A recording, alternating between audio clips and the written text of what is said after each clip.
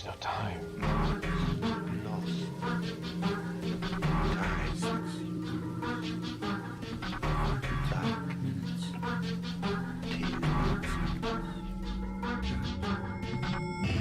The time is 13 o'clock.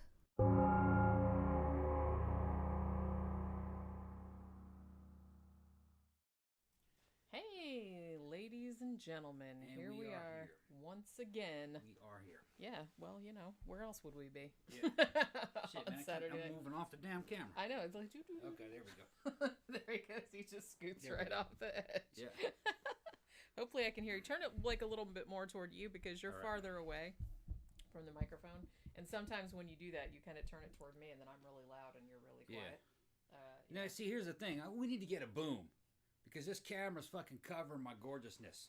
Yeah, See, I'm camera's trying- covering your gorgeousness. It's covering my gorgeousness. Oh no. There we go. Oh no, I'm very sorry. That'll work. I'm very sorry that it's covering Covering my gorgeousness. all of that All that awesomosity. All that fucking beef. There we go. All that goddamn beef. All right, so you guys know what's up today? Shroud of Turin. Yeah.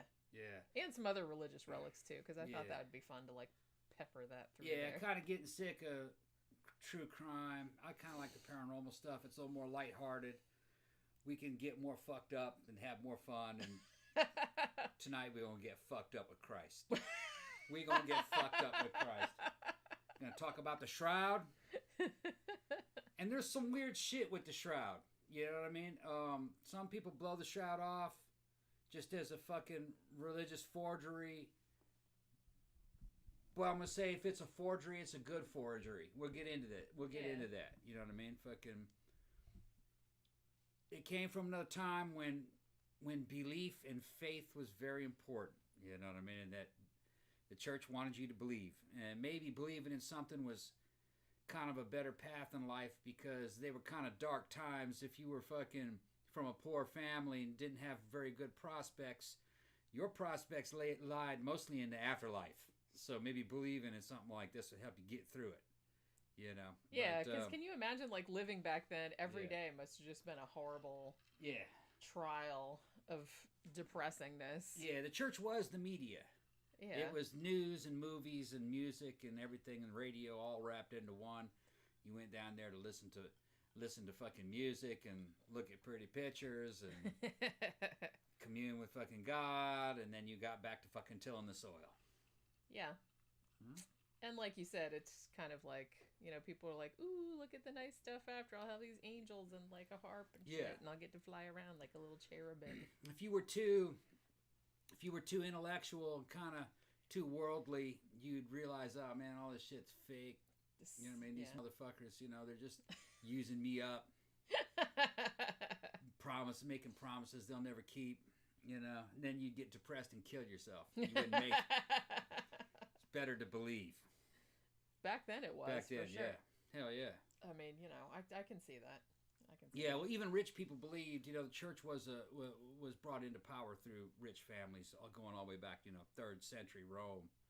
They were the ones that brought it in. You know, it was kind of the PC of its day. Yeah. Yeah.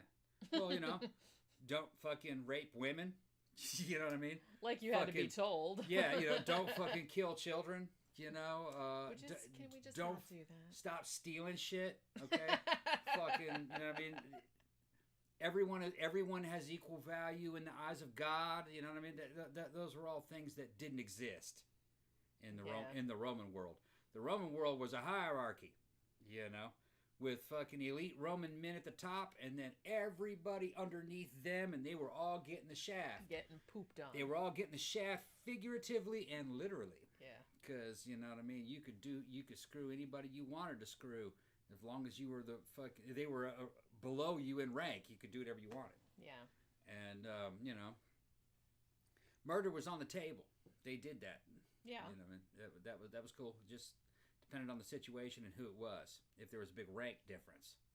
You know, if somebody underneath you fucking pissed you off and you killed them, oh well, they shouldn't have pissed you off. You were above them in rank. Yeah. That's just how it went. Christianity was kind of I guess you could say, relatively humanist in certain ways. So it kind of for the time it for the was. time, I yeah. mean, it's I don't know if I would go that far, like, but some things about it were for sure. everything happened in phases, Yeah. in stages, and after the fall of Rome, most of the fucking fighting men became basically fucking bands of mercenaries. They later on evolved into kind of like the knights, and they did whatever they wanted.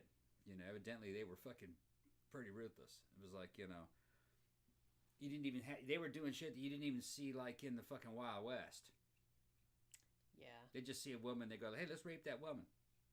Yay! Yeah, let's rape that woman. She's just a woman. Yeah. Well, She doesn't have any weapons. It's not like her parents can do anything to you. They're just serfs. She's They just did that walking shit. down the street Yeah. asking for it. Well, it belongs to you. They didn't look at it like I that. know. They just saw that it just belongs to them. Yeah. It was their right. Yeah. You know? Well, like I said, I do feel like people kind of, particularly wealthy people back then, saw other people as just objects Yeah. for their own use. I think they still do. Well, that's true, yeah. Yeah, I think they still do. But in a lot of ways, it's better than it was. At least Yeah. maybe now some of them feel bad about it, or they Yeah. get There arrested. is at least there is at least the appearance of recourse to a legal system. At least they make it appear that way. And for most people, I guess it is a reality. But I mean, all you gotta do is just look at the Child Island man. You know what I mean? Yeah. There must be a lot more of that going on we don't know about. Probably. Yeah. A couple people have been asking what's wrong with our volume. Turn the shit up. Let me see. Hold on. I'm not really sure. It looks like it's all the way up. Let me check this out. Mic volume. Let me turn it up some. Do. Okay. Let me see if that. All right. Is that any better? I turned it up a little bit. How's it sound? Turned it up in here, but still not perfect. Let me do. What the hell am I doing? Oh, okay. I don't know what I'm doing. I'm like not even that drunk yet. It said turn it up to 11. I don't know if I want to do that or not. Turn that shit up to 11. I'll turn it up. It was only on 3. How's No, that sound? I turned it up. Well, that's Okay, like they say yeah. it's getting better. Okay, getting better. All right. I'll turn it up even more. All right. I don't want to be like yelling in everyone's face, because then like if we laugh Or or it do going, something. these go to 11. I'll Yeah. put it up. I'll put it up to 9. I put it up to Alright. 9. How's How's that sound? Is Is that that better? Oh, thank you, Nico. Thank you. There we go. So everybody Thank you. says that's better. Okay. Somebody said yell. Yeah, we're the rebel yell. All right, now it's good. That's really weird because I never had to go in there and adjust it before, and I haven't done anything with it. Maybe it fucked up. Yeah, who knows? I don't know. Periodically, shit changes.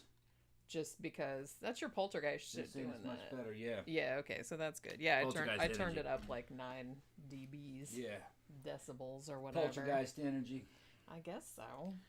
So, all right. So before we get into talking about all the religious relics and whatnot, we have a whole bunch of like shout outs and all kind of fun stuff that we have to talk about. So if you are a patron, remember you have until tomorrow at noon Eastern Standard Time to vote on next week's movie retrospective and next week's episode topic. So go in there and vote. Looks like a lot of people voted on the topic and a few people voted on the movie. At the moment, like 2 movies are tied, so we'll see like which one comes out on top. I'll wait until tomorrow to figure out what it is. But, you know, if you're a patron, go in there and vote. Also wanted to do, we did this on one of the matinee shows, but we always like do it on the main show, like I said. So we're going to give a thank you to Louie for sending us the movies Heat. Yeah, haven't seen that one. Oh, it's good. Everybody says it's good. Yeah. It's good. And the Frank Langella Dracula, directed by John Badham, which I've came out in never seen that one 1979. Oh, it's really good. I like Never that one seen as that well. one either. I like that one as well. It'll be Also, good. thank you very much, Ken, again, for sending us the veggie slicer so that I can make some waffle fries. Yeah, I'll use it. We need to make some Yep. waffle fries. Yep. I can make it. Also, remember a long time ago, because I periodically design board games, card games, that kind of stuff. And it's like, I have a bunch of them uploaded, but, you know, you have to order them and get a proof copy, like, before you can put them up for sale. So some of them are kind of, you know, a little bit expensive. So I've only been, like, ordering one, like, every so often. However, I did order my Edgar Allan Poe trivia game, Red Death. And there it is. Yeah, that thing's beautiful. Yeah, so it's like, look, that's the back of the box. Yep. Oops, well, it's upside down. Okay. It's a board game. Yeah, it's a board game, and it's, I don't know which way I'm doing. It's got cards and stuff that go yeah, with it. And... It's basically, you're just trying to, I mean, the whole point of the game is you're trying to get... Show them the board. You're trying to get out of the Prince Prospero's mansion. Yeah. And the way you do that... Open that box, man. I can't get that shit open. By answering questions about Edgar Allan Poe. So, wait a minute. Here's the board. So, we'll see. There's a picture of it on the back of the box, so you can kind of see it on there, but... Holy crap. Okay. Yeah, it's real high quality. This board is very, very large, so yeah. So, yeah, I made that there. Can you see it? I can't see it. Yeah, it comes with 2 decks of cards and a bunch of little playing pieces. And there's a little bitty telltale heart piece in there, which is my and favorite. And instructions. Look, it's a little heart. Yeah. Can you see it? Can you see it? There's a little heart in there. Like, it looks like a real heart. Yeah. Volume at 9, podcast at 1313. Thank you very much. Thank you very much. DLJM, 15 pounds. Thank you very much. 15 pounds. Hey. Okay, yeah. That's the conference link above. Oh, I guess we're talking about the Strange Realities conference. That was another thing that I wanted to mention, because I did a radio show last night with Tim Banal from Banal of America, like the radio show. He does on Coast to Coast. And I think he's worked with Coast to Coast. And we talked about true crime. It was super fun. I was on for like 2 hours. And he is actually also speaking at the Strange Realities conference. And in fact, when we were talking last night, he's like, oh, I have the time slot right before yours. So, so he's going to be on Friday night, like right before me. And then I'll be on at 10:40. That's September 25th. So you got to get tickets for that. And it's a 3-day thing. And there's like a whole bunch of people giving talks. I also did I'm not sure if they've posted anywhere because that was live also. But I also did kind of like a teaser, like a round table. It was me and Kiki Dombrowski and Stephanie Quick, and we did like kind of a live thing with Conspiranormal where we just talked about what we were going to talk about at the conference. It was about an hour long. I'll have to find the link for that. I was looking for it earlier and I couldn't find it, so I don't know if they have it like archived someplace. They're asking me what I'm drinking. I'm drinking Silver Tequila and Rockstar. Yeah. The one in the black can. Rockstar regular. Uh-huh. All right, Dave Altman says yes, it's up. Okay, that's good. And then I'll put the link on my website because I already put the one for the Tim Banal show on there. Also thank you Logan for sending me a PayPal donation earlier today. So thank you very much for that. Also, Ken, the same person who sent me the veggie slicer thing, he sent me a very weird article today about, and maybe some of y'all in the UK have heard about this, but apparently there was this guy, and he has just been arrested or convicted in Devon, England, for repeatedly raping a 15-year-old girl after he had convinced her that he was a ghost. Imagine that. Or like an evil spirit of some kind. Damn. What a gimmick. Yeah, I was like, well, that's certainly I'm not here, I'm a ghost. Yeah. Pull your pants down. That was well, that's kind of like, apparently from what I could gather, because like this is horrible. Like the Damn. Like the article wasn't really that long, so it's like, I was like, dude, I'm trying to imagine it. I need details about this, like more than they supplied. But apparently, like, the girl was like really like scared of like evil spirits and Ouija boards and stuff, because she was real like superstitious. Yeah. And I guess he had been doing stuff like making her think her house was haunted, or making her think her room was haunted, or something like that's kind of what I gathered like from the article. And then he convinced her that he was like an evil spirit and that she had to have sex with him, or he was gonna like fuck her shit up. I don't really know what. Yeah. So it's like, I mean, they caught him because he had molested a couple of other like younger girls too, like 11, 12-year-old girls, by And all it said in the article was by putting coins in his pants and making them play hide and seek with him. Damn. And I was like, and the picture of this fucking jackhole Yeah, what do you look was like? just... Look like the Phantom of the Opera. No, he just looked like... He was a young guy. He was a young guy? Yeah. He just looked like... I mean, he looked like a yokel, like some kind of like toothless moron, like over... You know what I mean? Looked like one of the... Something It looked from like the inbred Florida. family. It looked like Florida Man. Something from the inbred Not family. that bad, but I mean, he didn't look like, you know... Damn. He looked like, you know, like somebody that raped someone by convincing them that they were a ghost. That's it. You know, picture that guy. That's what I'm that guy not looked here. like. I'm actually a ghost. Yeah. Whoosh, what the- Bend over. Yeah. Damn. Can you imagine? Like, I read that article and I'm just like, what? Kind of shit is that? What? How does a motherfucker make that work? I don't Especially know. when he doesn't have any game. I don't know. It's ridiculous. I don't think anybody could convince me that they were a ghost. I'm looking at the comments. There's somebody in England drinking that pomegranate Rockstar with fucking gin.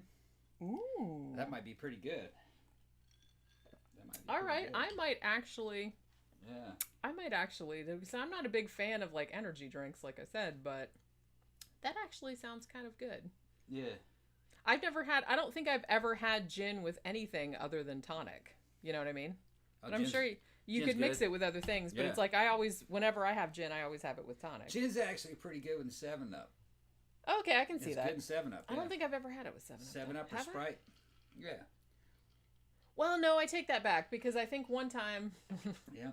a long time ago when me and a friend were going to a concert and we had some gin and we stopped and got a big gulp. Yeah. And I think it was Sprite or 7-Up that we Yeah, put in the it's big not gulp bad. and then we put gin in it. And yeah, Yeah. it was pretty good. Yeah. Well, it's like gin and tonic with a squirt with a twist of fucking lime or lemon in it. That's True. It's just a sweeter version of that. Now you're making me want Gin some and tonic. I used to drink gin and tonic a lot in Boston when I got out of the army for some reason. I was just drinking those goddamn old man drinks. I was drinking old man drinks before I was an old man. I should have known better. I was under the influence of army guys that drank old man drinks. You know what I mean? If it was sweet, they go, "Man, you what now?" You know they didn't mix anything with any kind of. It had to taste kind of bad, or you weren't a man. Yeah, because it's like, you know, kind of got caught up in that. heaven forbid, like, you enjoy anything in your life. Well, you develop a taste for it. You develop a taste for it. You know, like there's everything has to be shitty, or it's like it's a ding on my masculinity. Well, no, there is some shit there that fucking, you know, you develop a taste for that you can't mix anything like a single malt Scotch whiskey. Yeah. You don't want to mix that with anything. Okay. Well, yeah, because that's the good shit. The rocks, that's it. Maybe you Yeah. put some ice in it. That's it. Because that's good shit. You're paying for that flavor. You know what I mean? But yeah, there was a lot of stuff to where if it tasted too good, it was for women. Yeah. That was the mentality. It's like you might as well have a little fucking parasol sticking up out of there. Yeah. Do you guys remember, if any of you used to watch Kids in the Hall back in the day, where they had that whole, it might have been a recurring segment, the girl drink drunk? Like the guy that was just like, he would sit in a bar and get drunk off those fruity fucking drinks with all the like fucking parasols and shit sticking out. It was really funny. Thank you, Xanada. Xanada says, can't stay the whole stream. I know Xanada. He's a good dude. Can't stay the whole stream, but appreciate you guys. I will catch the rest later tonight. Have a great week. Okay, dude, have a good one. Go get loaded with Jesus. Okay. That's what we're doing. Yeah, go get loaded with Jesus. Yeah, Alex says, were those old guys basically communicating that enjoyment is effeminate? Yeah, exactly. I guess so. Exactly. Like I said, everything's got to be hard and brutal. Yeah. It didn't seem that way at the time, cool. though. Yeah. All right, but these were the same dudes that were trying to fucking snort snuff. Yeah. You know, we were in the who army. likes that? Nobody. You're in the army. So you're trying Okay. to fucking outdo each other, I guess. I tried to snort some of that snuff and just made you fucking sneeze like fucking crazy. Yeah, see, I don't get the point of that. It's like it's like snorting cinnamon up your nose or something like that. It's No, like, it's why fucking would you want to do that? Snorting powdered fucking tobacco. No, I know what it Yeah, is. it's I'm just just like- saying it's like, Yeah. like, what's the point of it? Well, according to my understanding of it, is that the guys who used the guys got addicted to it, who were working in the tobacco industry, and they were loading and unloading trucks full of bales of tobacco. The bottom of the fucking truck would be filled with that fucking dust. And that dust would blow out, and they'd smell it. And they got addicted to the smell of that dust because it was nicotine. So then they started to sell that dust. Yeah. Nicotine dust. And that was old man shit. That was old man shit in my dad's day. That was old man shit my grandparents' day. That was old for them. Yeah. I don't even think they sell that anymore. No, I haven't seen it. But I remember snuff boxes as a kid. I remember seeing them in like grandma houses or in like curio shops. Yeah. And I knew what they were because I looked it up one time, or my grandma told me, or something like that. Some of them are like really pretty. Yeah, they had little spoons. Yeah. Snort it. Yeah, I've seen them. Like I see them in thrift shops and stuff. It was fucking nuts, man. It was another time. DLJM78. Cinnamon is nice though. I put it in coffee. Yeah, so do I actually. Yeah. I either put cinnamon in there or a 1 drop of peppermint oil. You can't put any more than 1 drop of peppermint oil, otherwise you won't be able to drink it because it's like you bring it up, it's just like. These Ness said he got fucked up in the arm trying to outdo a dude rappelling. I fucking love rappelling, man. Fucking, I was aerosol qualified. We were in Egypt, and one day, and it was like on a day where there was really nothing going on. We had a rappel tower there at South Camp in Egypt. And they set up the rappel tower. And I was doing that fucking Aussie rappel and Swiss seat rappel, man. Did that shit all day. I got good at Aussie. I'd get myself a whole bunch of fucking slack and just jump off the fucking tower, fall about, I don't know, 10, 15, 20 feet, and then fucking put my fucking arm out, fucking the brake hand. Remember the brake hand? Yeah. That shit was fucking... And and then hit. I like your sound. Hit on the feet. I got pictures of it. Me doing it. Man, it was like I felt like fucking Batman. I was Batman all fucking day, jumping off that tower. Everybody else got sick of it. I kept getting in the line over and over and over again. Yeah, it was fun. Yeah. I haven't done it in a long time. It's easy though. Once you get over it, once you know what to do, it's easy. I don't like heights, so I don't like it. It doesn't look difficult. You know what I mean? We were talking about it like the other day because we were watching that Korean zombie movie #Alive, and somebody did it in that, or kind of rappelled down a building. Yeah. And you said something about it, and I was like, I could probably do that if I had to, but it's like I don't know. I don't like heights, so I'd probably be like, I'm not looking. We'd rappel a Swiss seat out of a fucking helicopter. I think it was 200-foot chopper rappels, and then we'd do out of the CH-47 out of the Chinook helicopter, we'd do fast rope. It was a big old silk rope about 3 or 4 inches in diameter. It was almost like a flexible fireman's pole. And we'd fucking all run at it in a big line and go down it all at once. Like, there'd be 2 of them. Sometimes there were 2 of them, I think. I think it was 2. 1 on either side of the helicopter, if I remember correctly. And the whole helicopter would be on the ground just in like not even a minute. Just a few seconds. Yeah. Yeah, like 50 dudes. It was fucking incredible, man. It was a lot of fun. Fast rope. Yeah, and then dudes, it was funny, man. One time we were fast roping, and a couple of guys atop of me, somehow lost control of the fucking rope, and he didn't have a hold of it with his hands. It slipped, and he was doing his arms like this, and he missed, and all of his weight was on top of all of us, and we were all sliding down with our hands, man. It was like 5 times as hard because we were supporting the weight of a man. Yeah, the whole stack of us. Yeah, it was fucking incredible. A whole stack of people. Yeah, Bee's Nest knows what I'm talking about. He probably went through that school. Yeah. He said, I tried to get to the ground in 2 pushes and swung in too fast, and my feet then went vertical. Yeah. Yeah. I saw this a comment up here. Richard Hines says, I've been watching since 100 subs and audio only. Remember those days? Yeah. I would have guaranteed that you would have had at least 100,000 subs by now. That'd be nice, wouldn't it? Nobody loves us. You guys love us. Yeah. Okay. We're probably shadow banned. I always feel like we have quality, not quantity. Yeah. You know what I'm saying? The show's only been going on for about 2 years, I think. No, actually, maybe we started it in summer of 2016. Oh, so has that been that long? Yeah, so I think it's actually been 4 years. Really? Although for a long time, yeah. we didn't. It's weird because I was actually watching one of our older, like when we first started going to video. Yeah. And I happened to see one because somebody commented on it, and I was looking at it, and I was like, "Wow, the video we had back then looked really shitty." Yeah. Like it was so like washed out and gross. Yeah. Well, we had shittier equipment. Even our equipment isn't all that great right now, but it was a lot shittier. Yeah, well, back it's then. a lot better than what we used to have. And I was like, wow, now we look like a fucking Hollywood movie, like compared to that shit back then. Yeah. Well, what was funny is that when we started, we really didn't take it that seriously.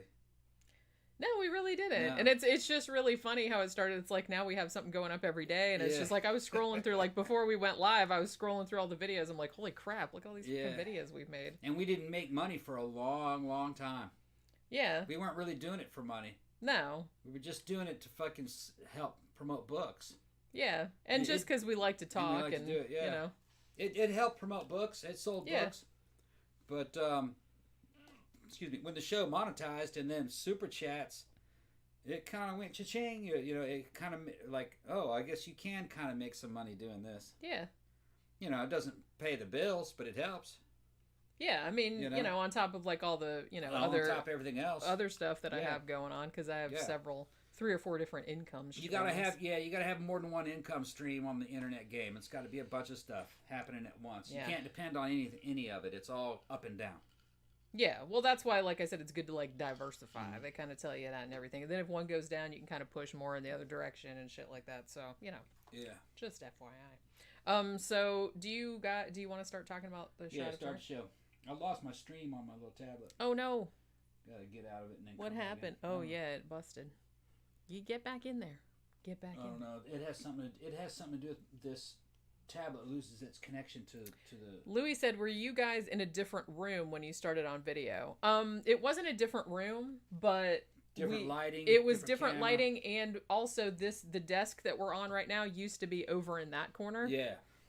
Like behind me. Different angle. So we moved. Yeah. So it's the same room. It's just a different angle. We just like moved the shit to the other side of the room and like kind of switched everything. So it was the same, but. Jonna said she found us when she wanted to know about Summerwind. She loved that haunting. Yeah. Yeah. We've watched that one. We watched that episode like 20 times. That's actually the best episode of The Haunting, even though Summerwind, the case is very much blown out of proportion in that episode. That episode really. They did a good job writing that episode and making you think that there's more to that case than there really was. Yeah. If you actually look at Summerwind, you'll see why people didn't want to work on it. I mean, it was just a hulk. Yeah. It looked like it was falling apart. That's what I mean. Yeah. Yeah, Ken said, "Did you receive and get to try out your waffle fry maker?" Yeah, I guess you weren't here you when weren't here. like I just showed it. We're gonna use it like later on this week because I wanted to show it on the show like before we put it in the kitchen to use it. So yes, thank you very much again. I'm glad you dropped by. Alex says, whatever happened to these psychedelic green screen backgrounds? Yeah, we just did that a couple of times. Yeah, and the computing power. Yeah. Has Tom cooked Pookie? What? What are you talking about? No. We would never. Yeah. She was in here earlier, like tearing up an envelope. I gave her one envelope to play with, but she still wants the pile because she's like, well, this one's already messed up. I need all these new pretty ones. But I don't know. So she got mad because we blocked off all the other envelopes, and she was like, well, the hell with you then, and she took off. So I don't know. She'll probably be back in a little bit. But okay. Yeah, it looks like I got it working again. All right, it's going. No, I didn't cook Pookie. We talking about Pookie's running around. We would never do such a thing. That's terrible. That's scary even to think of that. I know. I don't even like to think about it. That reminds me of like what happened in that movie One Bedroom. I didn't see that. You didn't. Somebody cooked the cat. Yeah. No, I don't want to hear about that shit. That's what I mean. That's why I didn't watch that movie for a long time because that shit was in the trailer, and I was just like, "Oh, that's gonna upset me too much." I don't like even hearing about anything happening to fucking little domestic animals and children. I don't like it. Yeah, it's like I can watch horror movies where stuff like that happens, but it really bothers me. And especially, I know this is terrible to say, but like stuff happening to cats and dogs in movies is way more upsetting than stuff happening to children. And adults, fuck them. I don't care. You can do whatever you want to them in movies. But yeah, I was like, leave the kitties and puppies alone. God damn it. I know people are trying to be like shocking and scary and everything because it's a horror movie, but seriously, just do fucked up shit to people. Sandra said she found us because because of original Night Stalker, and we were funny. It was before they caught him. And then they caught him just a couple months later, and I said, I told you I was right that he was a cop. The only thing that we were wrong about was we thought that he was probably dead. Yeah. Because he had stopped. Yeah, I thought he was dead. I think that was the only thing we got wrong. I mean, I'm not sure because I haven't listened to that episode in a long time. Actually, I was just talking about it on that radio show last night. We were talking about Golden State Killer and how he got caught and how we did a show Because after he got caught, we did another show about him, like to say. But I think we did think that he was dead because we thought, well, he stopped, so he must have died. But obviously we were wrong about that. But yeah, so you gonna you want to talk about the Shroud of Turin? Yeah, I'm ready. All right. So, I mean, most people probably know what the Shroud of Turin is. I don't want to go like too much into like a big history lesson or anything like that. I just kind of have an overview that's just like a couple paragraphs or whatever. So basically, supposedly, Shroud of Turin, length of linen, it's actually a herringbone, what they call a 3-in-1 herringbone weave, which was kind of fancy. And it was supposed to be the linen that covered, obviously, the dead body of Jesus after the crucifixion. Right. Now, the way it was, they kind of laid it out, and then they laid him on it, and then, like, folded it over. You know what I mean? Like burrito style or taco style or something like that. So it's kind of like this.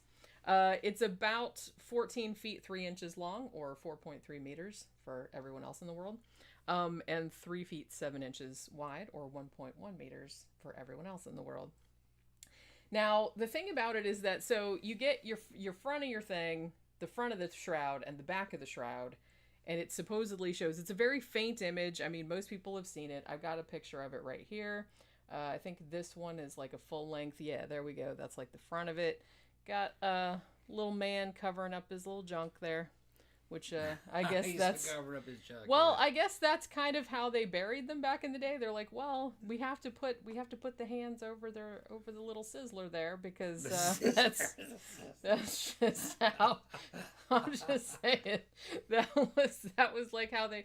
I don't know. That was like, the thing where they put the hands like crossed over like that. But I guess it was kind of like tradition to just, which seems weird to me. Like, why would you cross people's hands over their crotch? I don't really know. Probably because they were observing the body. Yeah. You'd think they'd put them in clothes, but yeah, it's like, what, that seems like the easy solution. It's like, why don't you just put some pants on the dude? I mean, seriously, there's a lot of problems with the image on there to begin with. That's okay? There's a lot of problems with that image. Yeah. I'd have to say, first off, that is not a first century fucking Middle Eastern male. What's being pictured. Okay. The hair's wrong. There's a lot of stuff that's wrong about that. That's definitely a very Anglican fucking concept of what Jesus looked like. Well, and we'll get into this in a bit, but it's like the man depicted on the shroud, quote unquote, looks like a medieval depiction of Jesus. That's what I told you. Not like what actual Jesus. That's what I said. I just used different vocabulary. And the thing about it is that, okay, so as I said, it's a very, very faint image, really. I mean, here's another image of it, and this is like obviously a negative that's blown up, so it kind of looks like, but look, that looks like an old man. I mean, seriously, to me it looks like an old man, which Jesus wasn't supposed to be. How old was he supposed to be? 33, right? 32 something like that.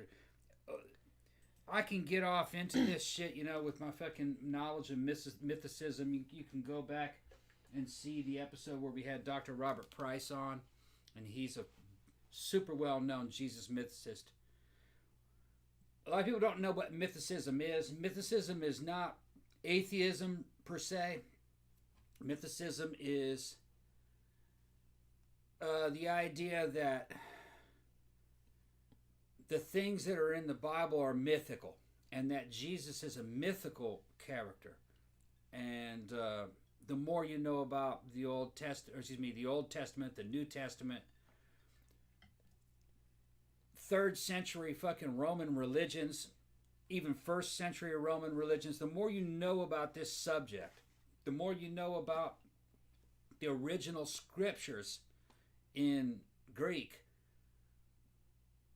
the more you kind of realize that you're not talking about a historical man that had lived. All right, you're talking about a Roman mythical deity. That's what you're talking about. But that's for another subject. There's just too much wrong with the narrative. There's too much wrong. Yeah. There's too many problems in the scripture. There's too many problems in history. There's too many problems with the damn Roman culture. All right, Roman culture did not worship living people in the same way. Well, they did. but not in the same way Christians did. All right, they could worship an emperor, but the emperor was claiming to be the descendant somehow of a Roman deity, and in some ways that's what's happening with the character of Jesus, but not so much in the way that an emperor would do it, more in the way that Hercules would have done it. Yeah. Okay. Son of God. The whole Son of God motif is very Roman, very Greek. Well, it's very old. I mean, Yeah, it it's predates old. Christianity by Yeah. centuries at least. Yeah. Or more. Right. Now, I was raised as a Christian. Came up in a Christian military academy. A lot of times when you hear people talking the way I talk about Christianity, they tend to hate Christianity. All right? Which I don't hate Christianity. I like Christianity. I don't necessarily believe Christianity is historical, you know, or that I don't believe that the tales ever really happened. But I'm not going to say that they're bad. I think that they were misused over the years, you know what I mean? But they all had their place in history. And overall, I think it's a good religion, as long as, with the caveat of as long as you don't take it too seriously. That's really what it boils down to. You can believe what you want, all right? Just don't take that shit so seriously that you start fucking killing people over it, or imposing things on other people, or trying to make your version of reality everyone else's version of reality. The world doesn't really work like that. And religions have tried to do that for fucking aeons, and it never really works out.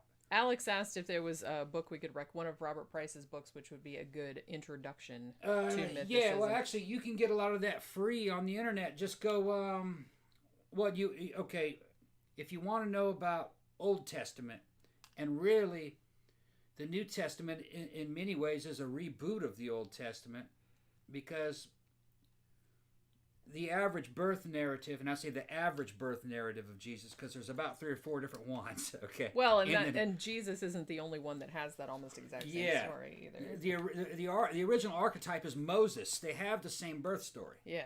All right. So Jesus is already a reboot of Moses. Now, ancient scholars, Christian scholars, ancient scholars noticed this, but they called that like syncretism. They says, well, that's proof. Because they have the same birth narrative, that's proof that Jesus was real. Because Evil Dead 2 is the same story as Evil Dead 1. Therefore, right, you know. So, and a lot of this has to do... That means it really happened. Yeah. And this kind of thinking isn't confined to ancient people. Modern people do it too. It's just that religion has kind of evolved into politics. It takes it has taken the place of religion, and they're doing that kind of thing today too. It's like confirmation biases and stuff like that, you know. So the Christians and the Muslims and the Jews, they were not unique in their ability to fucking believe in crazy things. They did. They believe in crazy shit. Not necessarily that it's always harmful, though. Sometimes, Nietzsche will tell you, sometimes believing a lie is very beneficial. And that's what I was saying at the beginning of this story. Sometimes believing in these things is what you have to do to get through life. That's really what this was about. Which I don't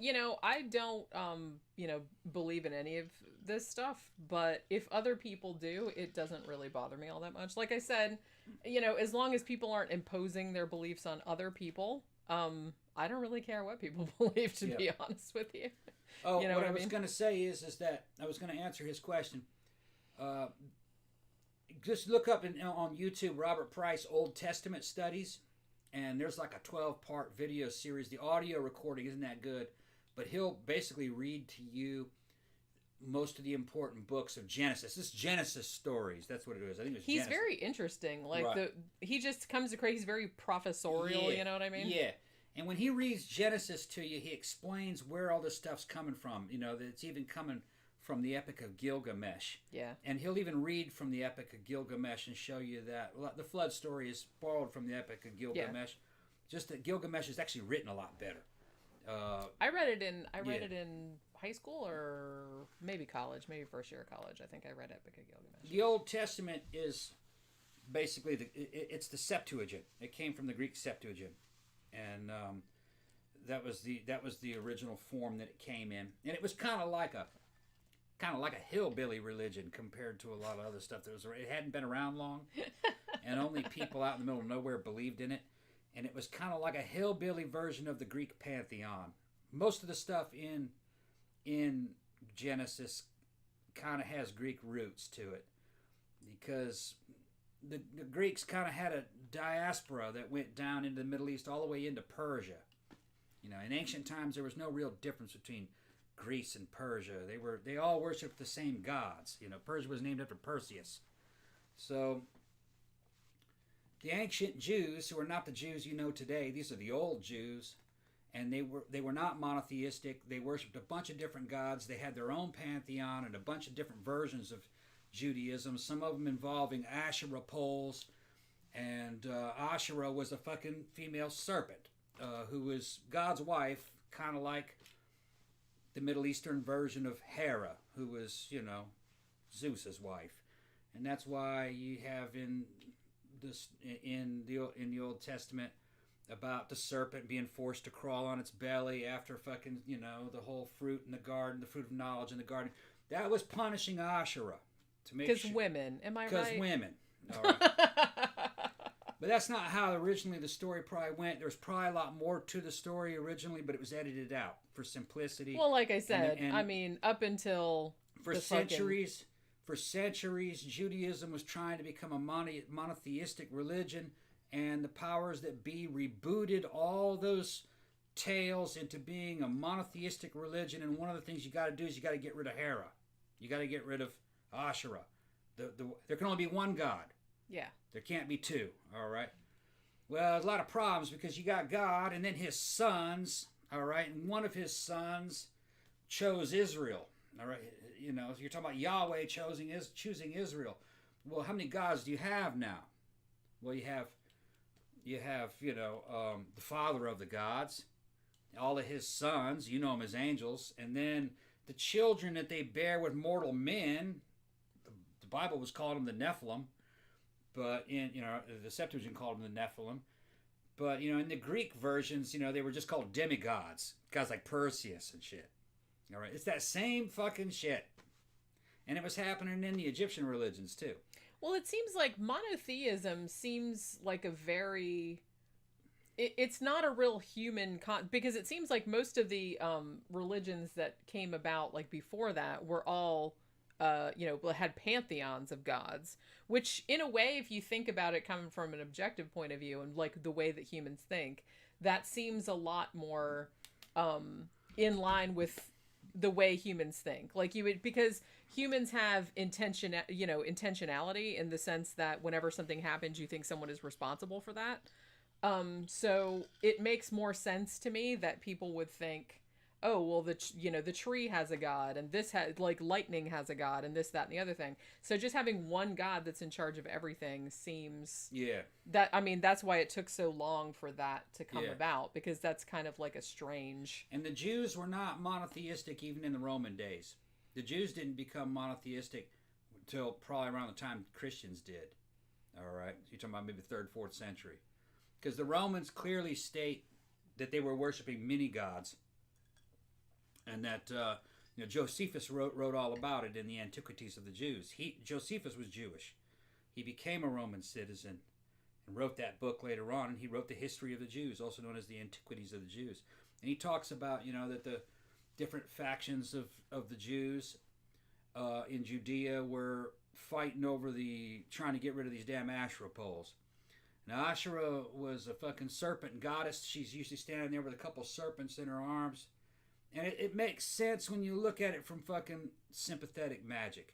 You got something that's a serpent, it comes out of the hole, and that comes out of an egg. It's male and female. It's like a hermaphrodite. Yeah. All right? It's a penis that comes out of an egg that was in a womb, a hole in the ground. All right? And it's kind of, they imagined it to be something that it wasn't. The Asherah poles that symbolized her may have been, they know it was a pole, but it might have been a phallus. Okay? And the rest of the Jews didn't like these. Were trying to get rid of them. What's all these dicks All all these over dicks the running landscape? Well, there might have been some kind of crossover with Asherah and Baal, which also just means Lord. They're not really sure which Lord they're talking about. There were many lords, many Baals. Because that was a called the title, Baals. not exactly It just meant a name. title. Yeah. It was a title. And some of the Baals, they were sacrificing children to, and some of them evidently they weren't. The record is incomplete. But there was just a bunch of stuff that even Romans didn't like. They didn't like it going on over there, either human sacrifice. And some of this stuff seems to be Phoenician, because the Phoenicians were doing that kind of stuff too. They were sacrificing children, and some of that stuff even goes up into Ireland. And it could have been that a lot of this pre-Druidic stuff might have had something to do with Baal. Yeah. So the Middle Eastern religions going as far as Ireland. It was a different time back then. Sorry, I was laughing because Victor Garcia just said there was Simon, the god of hairdos, and also Jeff, the god of biscuits. I get that reference. That's Eddie Izzard. But yeah, so... But I'm taking it off another path. Another thing about the serpents, too, is that I feel like, and please correct me if I'm wrong, but wasn't that also a symbol of rebirth because it shed its skin? Yeah, it's rebirth. And it was almost kind of like phallic, resurrected. It's phallic, but it came out of an egg. What I mean? Which that would disturb an ancient person. And then the egg was in a hole in the ground, and then this so many holes. Yeah, and then this holes. same phallic dick-shaped snake lays an egg. So an egg comes out of a dick. Is it male or is it female? It's an Ouroboros. That's what they were thinking. They were thinking that it was. Which makes sense when you put it that way. I mean, it's a hermaphroditic goddess that can create things. Yeah. And can kind of create itself in a way. Right. Like I said. Right. And, well, they had to get rid of that, and that's really what the serpent in the Garden of Eden was all about. It didn't have anything to do with Satan. Nothing to do with that. No, that was a later... Much later. Story that they tacked onto that. In the Old Testament, Satan is a servant of God. Yeah. He's just another one of God's angels. And he does God's bidding. And even in Islam, it says that Satan cannot disobey God. He's an angel. Well, he's kind of like the dude that like tests people. He's the prosecutor. Yeah. He's God's main prosecutor. And even in Job... Make sure you're not like slipping up and shit. In the book of Job, he appears in heaven and God says, "Where the fuck you been?" He goes, "Dude, I've been on the earth and was walking all around on it."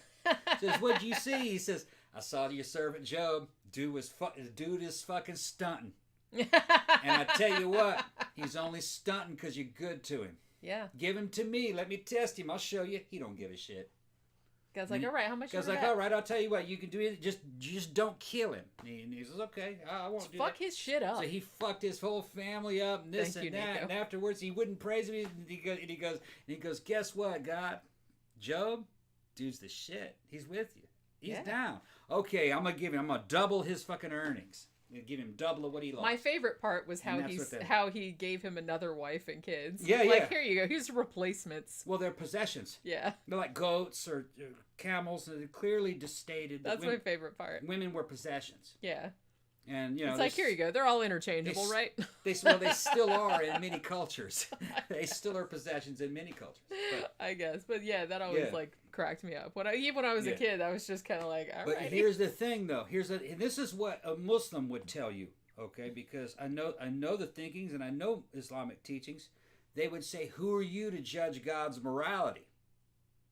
God can do whatever the fuck he wants." Well, see, that's where it shades into like shit being dangerous to me. Like I said, if you want to be whatever religion you want to be, and it's like you just, you live by that and you keep that shit to yourself, then that's fine. Yeah. But the minute you start thinking, well, God's on my side and God can do whatever he wants, therefore I can do whatever I want, then we have a problem. I read Hero with a Thousand Faces. I did too, but a long time ago. Yeah, there's another one you should read. It's called The Power of Myth. Yeah, that is also a good one. Yeah, Power of Myth. That's a good one. Yeah, those are all very good. All myth is true. It teaches truths. And Bible mythology is true. In a sense. Or at least it was true. Yeah. Yeah. Not literally, but it's like, it's teaching a lesson about something. It's teaching a lesson, yeah. But a lot of it, some of it, though, especially when you get into the New Testament, a lot of the teachings, especially when you start getting into things like the Pauline materials, most of it is sit down, shut the fuck up, listen to your bishop. That's what a lot of it means. That's what a lot of Meanwhile, the bishops are writing that in there. Put that in there. Yeah. Make everybody just shut up and listen to me. Okay, right. Can we just put now, many people think I'm going off on Christianity. We're not on a shroud, but I'm going to fucking back this up because we may have Christians in here. I always believed that Christianity was an offspring of the teachings that came from the four Gospels. And I was wrong. Fucking Christianity predates the four Gospels. The Pauline material is older. The Gospels were written afterwards. All right. The church did not spread because of the four Gospels. The church spread because of organization, church organization. And it competed against other organized religions. Probably mostly mythicism, which was a Roman competitor at the time. There was a lot of crossover between the two. Mythicism is actually quite similar. Yeah, if real you look into the history. Mythicism is like Christianity mixed with Scientology, and yeah, sort of. You're paying to be a fucking wizard. You can buy. You're being a wizard. It had a supper. I wish I could pay to be a wizard. There sculptures. Really? There's sculptures from Mithric temples show a supper, and so the Christian Last Supper story probably came from Mithraism. There was also, not only was it like Scientology, it had a lot of astrology in it. It had to do with your birth sign, and they were doing horoscopes. What was that series that we watched a long time ago where I can't even remember, it was so long ago that we watched it, but where he basically broke down like all of these Bible stories in like an astrological fashion and how it all made sense. Yeah. We kind of I think we talked about it a little bit on one of the Jesus Mythicism shows. A bunch of different hidden stuff in there. Because a lot of the shit they're referring to is astrological. Yeah, a lot of the stuff that was in one of the Gospels. One of the Gospels goes through all 12 signs. That's of the what zodiac. I was thinking of. Yeah. And it shows you the man carrying the water, the fish, and it's going through all the Aquarius, Pisces. It does it all in order too. Well, today that would be seen as a hint of something being fraudulent, but in those days, a person who knew his astrology would have seen that as, well, of course this story must be true. Everything's happening in the order of the fucking zodiac signs. Science. So it's just science, bitch. Because that was science of the time. I shouldn't make fun. They didn't know this shit is scientifically proven that this is true. So they had different ways of doing things back then. The different ways of looking at things. Well, yeah, astrology was absolutely a science back then. But I mean, it was a stepping stone to astronomy and actual science. But, to them, they didn't really see it. Yeah, it doesn't matter. Look, you got to understand, the science that we use today eventually will be disproven and be replaced by a better version of science. And that just happens over and over again. You know what I mean? We'll say, oh, you know what? These Newtonian physics, it's actually all bullshit. It just looks like that. Really, it's this new... I don't know. Nowadays, I don't know if it so much replaces it. It's just builds upon. Well, like some things. I mean, the shit that's established now, I would be very surprised if somebody came out and said this entire thing is wrong. But I can see how little details and shit like that might be proven wrong in the future. But I don't think it's kind of like, I don't think it's an astronomy situation where astrology was just like, is obviously like completely wrong. Back in those days, if you would have been a real educated person, you would have been reading that Bible story on its own, because there was no compiled New Testament. All those books were separate. And you just joined this church and they fucking gave you this book and they said, read this. This is about the guy who founded the church. His name was Jesus. Okay, so you're reading it, and you're noticing that, oh shit, all this shit's happening in the fucking order of the zodiac. It all lines up. So this shit's scientific, man. It's scientifically fucking proven. Yeah. It'd be like you're reading, and he goes, oh, you know what? That makes sense in fucking Newtonian physics. That did happen. That's what that would be like. Well, it's like they only had about 5 books back then, so it's kind of like if you read those 5 books, you were like the smartest person on the planet. Well, I think a lot of it also had to do with the fact that the entire culture was filled with things like this. Yeah. And so 3rd century Christianity would not have seemed out of place. Yeah. To you. It would be like, oh, okay, this is normal shit. Normal mainstream shit. Everybody believes stuff like this. Yeah. Their story's a little bit different, but I like this one. Yeah. That's what it was. It was mainstream entertainment. Yeah. There wasn't much difference between a church and a club. Because the cult of Bacchus, they went there and fucking drank, sang, saw a show, got loaded. And that was church. Sounds fun to me. That was the only fun they had back then. Some of this stuff, between all the Black Death and between all the plagues and all that. Some of those, and I'm talking about Roman churches. Some of those ancient Roman churches, they were having orgies in them. Today, if you were to go, you'd go, man, this is the fucking S&M club. It'd be like that. Yeah. You know. Alex says flat earthers would make a good topic for the show. I think it is actually. Thank you, Victor. He gave me $5 for getting the Eddie Izzard reference. I love Eddie Izzard, seriously. Yeah, Simon the God of Hairdos. The thing is, a lot of flat earthers is a joke. It is, but it would probably be funny. Yeah. I should say, though, that Tim Banal, who is going to be giving a presentation at the Strange Realities Conference, like in the time slot before mine, I think he's going to be talking about flat earthers. Yeah, because it's real easy to prove that the fucking earth is round. Anybody can do that. I feel like... You're a bad motherfucker if you can prove that it's flat. And I've seen a dude try to prove that it's flat. He's in the airplane, and he's going, look, we've been flying forward for an hour, and we haven't gained any altitude. We should be going off. And he's got a fucking, next to him in the seat, he's got a level.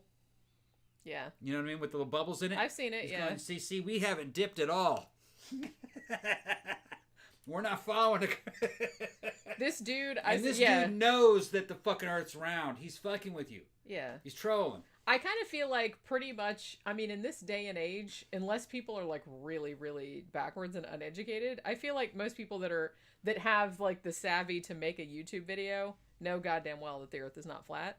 I feel like they're just being contrarian or they're just trolling people. Yeah, Glenn's going on about that this astrology is symbolic. It's not back in those days.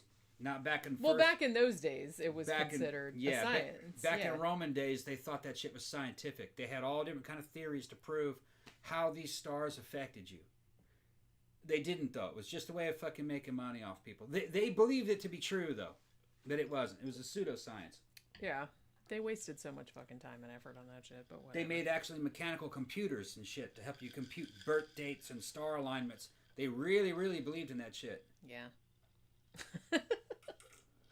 All right, so you want to get back to talking about the Shroud now? Yeah. All right. Talk about the Shroud, Jen. So,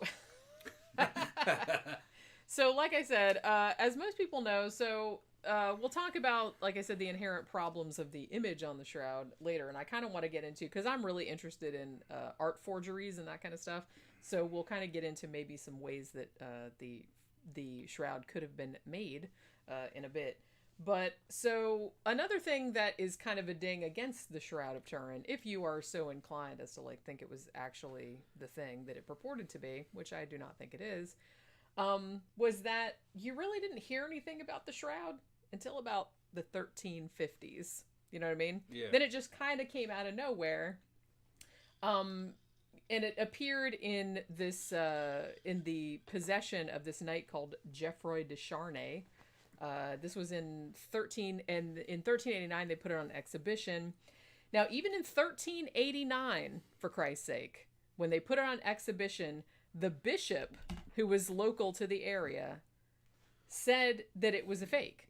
He said that it was, and this is a quote, cunningly painted, the truth being attested by the artist who painted it. So, some people have speculated that maybe he actually knew the dude that made it. Because, like I said, there was no real provenance of this prior to this, except for, like, a couple little things that may have been referring to that, or may have been referring to a couple of other things, which I might get into a little bit later, because this is not the only, like, religious relic by a long stretch. This is just, like, the most famous one. And this isn't even really the only, not necessarily burial shroud, but you got, like, you know, Veil of Veronica. You have, like, all this other, like, shit, like, surrounding the death and the resurrection and everything that people have tried to, like, make money out of. So, even back then, some people were saying it was fake. So, however, at the time, you had the anti-pope from Avignon, Clement the Seventh. Now, he wouldn't say, like, whether he thought that the shroud was accurate, like, was real or not. But he basically said, well, if people, I mean, and I'm paraphrasing, obviously, but he's like, well, if people believe that it's real and it makes them, like, act better, then fuck it. Yeah, let me get to something. Because like most people back then were illiterate. Yeah. So it's like they needed like visual representations like Right. to believe. And so that's why so many churches that's why there was such a brisk trade during the Middle Ages in this kind of stuff, because people needed like a visual aid to come in and they'd see like, ooh, it is true. And then they'd, cough up the money and they'd act right. There's something called pious forgery. Yeah. Which I guess modern people probably really don't have a good grasp on. Maybe they do. The church forged stuff, and people related with the church forged stuff. There's a lot of forgery in Bibles. So there are some whole books that are forged, that are in some versions of the New Testament. I don't really remember which the name of it. It was. It's not in most of your common Bibles, but some have said that fucking half of the books may be pious forgeries. Back in the day, people would forge stuff, not because they didn't believe in Christianity, but because they did. They would say, look, I know that this is true, and I'm a fucking true believer, but I need more ammunition to bring the faith to the unfaithful. Yeah, Or that's to the exactly what, non-believers. that's how they were like justifying So it. they would justify faking something to save souls. Yeah. It didn't mean that they were bamboozling people into a false religion. They believed it. They just needed more.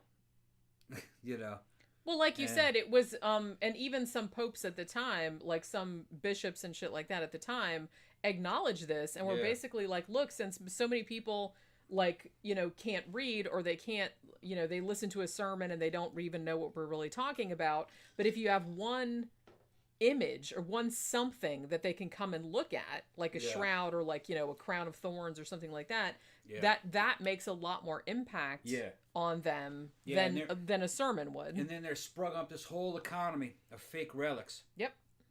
And guys would make some kind of fucking impressive looking relic, sometimes out of human body parts, like the hands they'd find from a cemetery, and they would say it was like the hand of fucking like John the Baptist. Well, they got his head somewhere. Yeah, heads. And although that got stolen a while back, so they just have a fake one there now. They'd make a nice thing, and they'd show up to some, local bishop and say, my lord, I have the head of John the Baptist. And fucking they're like, oh, yeah, oh, you do?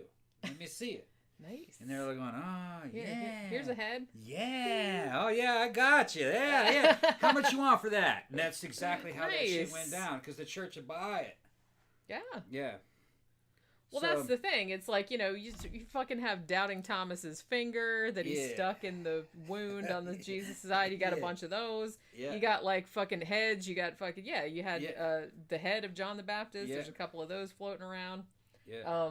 There's all kind of like, toe bones, finger bones, right. The holy prepuce. Yeah, Jesus. That's the whole Jesus foreskin. Jesus' foreskin. There's a bunch of those floating around, which I kind of want to get into in a little bit, because that's my favorite. They're proving that they're trying to prove that Jesus was fucking circumcised.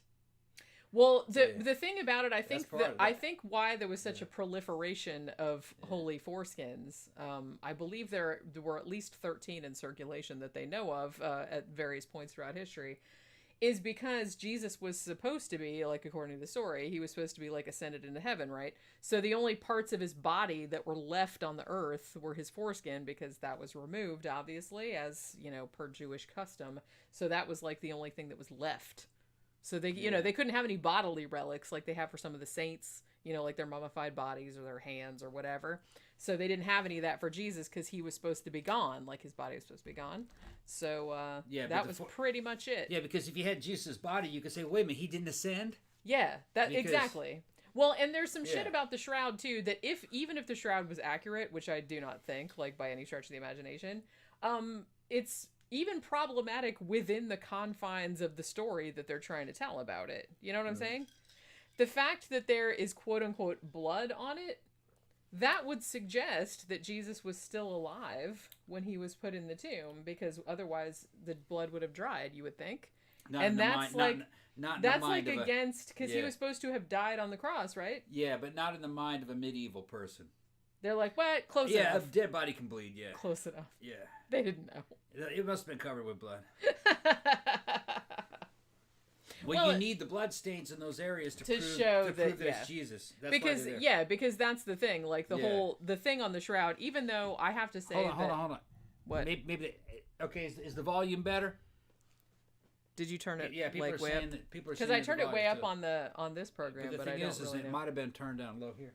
Maybe somebody must have just done that. Maybe we just did that when we were moving it because I don't usually mess with that. Did the volume get better? I turned it up on the microphone. Yeah. Nobody's saying. Well, everybody was saying it was okay before, but then somebody else came on and said it was really low. Yeah. I don't know how that happened. Somebody must have fucked with the volume knob, but I don't know. Who knows? I don't know what the fuck is going on. Zach just showed up and said, "Hey guys, how much did I miss?" Oh my god, a lot. An hour and 15 minutes. Yeah. You missed all the fun stuff. Not really. There's a bunch more fun stuff to come probably. But yeah, so the thing too about the shroud, and like I said, you really have to, because if you see the shit, like I've never seen it in person, obviously, but I've seen photos of what it looks like. I've seen videos of it where they were working on it. I mean, the image on it is very, very vague. So it's like you really have to take a picture of it, do a negative to even see anything on there. With all these quote unquote wounds and shit.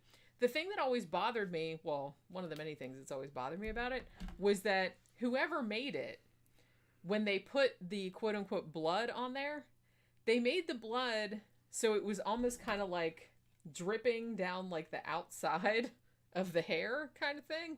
You know what I'm saying? Yeah. Which wouldn't happen if you had just kind of put it over a body and that's you know what I'm saying? It just doesn't look like what it would really look like if you put that over a body. They're saying it's low. Turn it up. Turn it up more. Okay, well, I don't know how much farther it's going to let me turn it up. Is that better? We'll see. How's that? Well, it's like talking a normal tone of voice. Yeah. Tom still hasn't worn his nipple belt yet. I don't have a nipple belt. Okay, Ed Gein. I don't have a nipple belt, but it seems to be all turned up, doesn't it?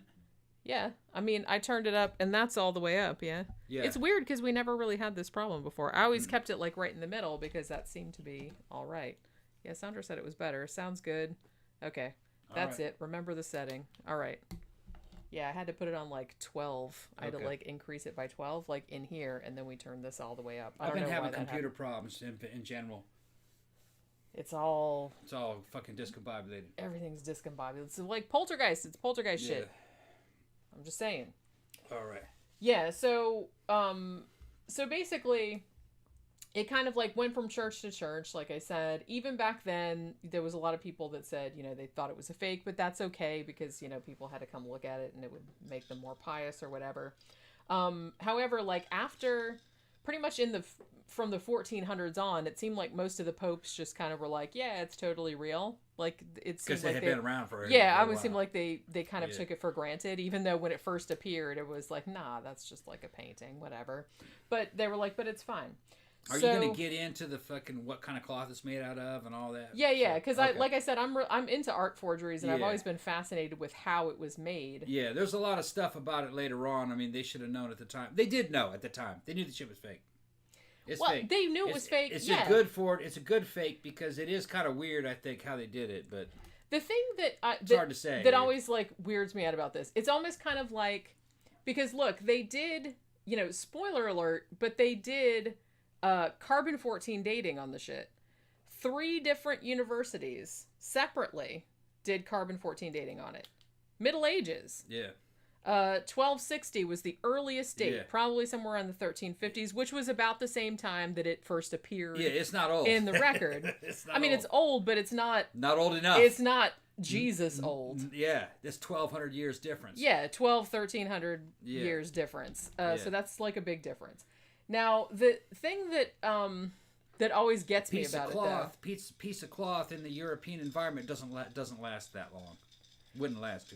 Well, the thing about it would have to be fucking super protected. The thing about it is that even after, you would think that after it was carbon dated, in whenever they carbon dated, I think it was in the 90s, sometime 98. You think that put it to rest. You would think that would put it to rest, but some people are so invested in it being real that they will come up with the craziest shit to try to chip away. I've seen them say stuff well, that it's not definitively paint on there. No, there was really blood on there, even though they didn't really find any. They didn't find any blood on the shroud. They found like a few molecules of blood like on a piece of tape that supposedly had pulled some fibers off the shroud, which honestly could have come from anywhere.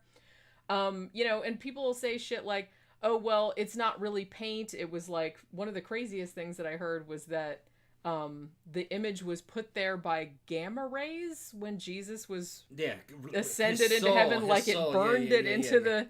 I was like, really? I'm like looking at the person. I'm like, you really, really believe that happened? Okie doke. Jesus only ascends in one of the gospel stories. It's in John. Because they're not all the same. They're not all the same. Okay. And... well, in the other ones, they say he vanished. We don't know where he is. Another one, the first one, they don't mention. But in the main ascension story, not only does he ascend, but a huge cross comes out of the fucking tomb and says some shit. And then... Wait, the cross talks? The cross talks. The cross says some stuff as he is our Lord and all kinds of... and makes an announcement, proclaims some shit, and then Jesus goes to heaven. And the other ones, he appears to them, remember his followers, and says, "See, look, I'm in the flesh still. You can touch my hands and feet." Not all the four gospels are the same. They're not. They kind of read the same a little bit if you read them all separately, but if you put them side by side and read them chapter by chapter, note for note, the story gets longer as it goes on. They're adding details. They're spicing it up. Right. In the very first gospel, which I think is what pretty much everybody says is the oldest, and I think it's Mark. All right. Is it Matthew? I think Mark. I think it was Mark that I was thinking of. I can't quite remember. I would have thought Mark. Yeah. Mark is the oldest one, I believe. And in that one, he just dies. Doesn't say anything about ascension. And that's probably the original gospel story. It was kind of a downer. He died. Well, basically, I mean, the story was they opened the tomb and it was empty. That's later. No, that's later. The first one, he just dies on the cross. It doesn't say anything about tombs, if I remember correctly. I have to go back and look. But there's no ascension. The ascension was added. And it was kind of a fucking apocalyptic view of like, the Romans murdered him. That's basically... Those end. fuckers. The end. That was like how the fucking... That was like... But that wasn't enough. You know what I mean? They added 3 more stories and it got more and more embellished as it went. And they're writing fanfic, essentially. And John was the last one, and that's the fanciest one. And usually John is the one they're making the movie about. Well, because that's got all the good shit. Yeah, that's the most exciting one. Yeah, obviously. Now there's some differences, but I think John was also the one that had the woman washing her hair with his feet and all that kind of. I think that's in John. But John's the high tech one. But what's funny is that from a literary style, John's the most Roman one. Yeah. All right, and that's just not first century. No, probably more like early 3rd century. Yeah. So later. Like I said, there a lot of these, I kind of feel like people think that even nowadays, because they're all like codified into one book, like people have a sense that it was written at the same time, but there's not. There's like centuries in between some of that shit. And a lot of it is like they're commenting on the older shit, and they're commenting on a lot of books that didn't make it in there, because there's a lot of like apocrypha that this whole idea of some kind of Jewish street preacher out in Judea, okay? He's from Bethlehem, making miracles and fucking everybody seeing him, and on the back of that, a big religion is formed. No, that didn't happen. Because all those stories were written after Christianity already existed. The oldest stuff is coming from the fucking Pauline epistles, and it doesn't say anything about any of that stuff in it. Okay? And it doesn't mention where Jesus comes from. It only vaguely talks about the crucifixion. Most of it is about sit down, shut up, and listen to your bishop. That's what most. Like I said. Yeah. Let's put that in there. Put that in. And most of it is about this is our supper and fuck their supper and our, and our people and their people and our believers like, and their shit's people. Just better. And this and what they're talking about is that there wasn't one Christianity, there was a bunch of Christianities. Yeah. We're fighting. Well, like there is today. There's a bunch of Christianities. Yeah. Southern Baptist stuff is not going to be what fucking Presbyterians and fucking Catholics. It's different. Well, that's why they have. And it was names. always that way. And if you really look at the Pauline material, they're not talking about a Jesus that was born. They're talking about a Jesus that was in heaven at the right hand of God. He was one of fucking El Shaddai's sons, next to higher than Yahweh, higher than Michael. All right. And if you were to accept his blood, all right, you could bypass the old law and be saved by grace. Because in order to be saved by the law, Mosaic law, you just can't follow those laws. They have to do with giving up your firstborn children and all kinds of weird shit. Which, I'd rather not, actually. Right. So you're either going to be saved by following Moses' law or saved by grace. And that can only be done by accepting the blood sacrifice of the Lord. All right? Grace, much easier. And what they're talking about there is they're talking about scapegoat Jewish blood magic. Yeah. You know what I mean? You take a lamb and you sacrifice that, and then you put the sins of the tribe on a fucking scapegoat and drive that off into the wilderness. Yeah. And that's what's happening. It takes all the sins away. And that's what's happening in the fucking crucifixion. Barabbas was released. He was the evil one. Yeah. Okay? And Jesus, the lamb, was sacrificed. If you accept that blood, you're washed clean. This is just Old Testament Jewish blood magic. It's just That's an what they're updated version with humans instead of animals. They're saying that it happened in the past. Higher stakes. Yeah. And these stories are saying that this actually happened in the past in Roman history, but it didn't. They're writing this story 200 years after it supposedly happened. Yeah. Maybe 300 years. Yeah. It didn't happen. They know everything about Pontius Pilate. They know what he did and what his character was like, and he didn't crucify any Jesus. Yeah, that was a real dude. That was a real dude, but they're euhemerizing Jesus. They're putting him in the past. In the story. What's that? They're putting him into the story. Yeah, putting him into the past. A version in the of story, him. saying that he was a historical person that lived. No. You're talking about that's why they're saying he was born of a woman. He was born of a woman. Fucking everybody's born of a woman. What the fuck are they talking about? They're saying... Why do you feel the need to point that out? They're pointing that out because most Christianity of the time of the writing, Jesus was never born. He was just in heaven. Yeah, he was like an ethereal figure. He was an ethereal being. And now in the Pauline epistles, there's something about he was... I don't remember the exact wording, but it says that we in the actual Greek, it would translate like... We see before us him being portrayed as hung up by the principalities. We see him before us being portrayed as being hung up by the authorities. Something like that. Well, they're kind of mistranslating that we see him before us crucified by the Roman authorities. What they're talking about is in heaven, Jesus being somehow attacked by archons, sky demons, his other brothers. That for real sounds like a Transformers villain. Yeah. Because there must have been another story at one time where Jesus did something in heaven and his brothers, the other sons of God, killed him for it. And if you accepted his blood, this metaphysical fucking blood, your sins would be washed away and you could go to heaven without having to conform to Mosaic or law. So it's a way of getting around the law. Just like the scapegoat sacrifice. Yeah.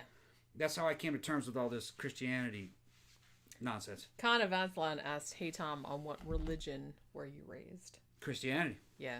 Well, what particular denomination? Would have been Southern Baptist. I guess I was too, but my family were not religious, so I don't really. Yeah. I mean, I knew about it, but we didn't I never went to church as a child.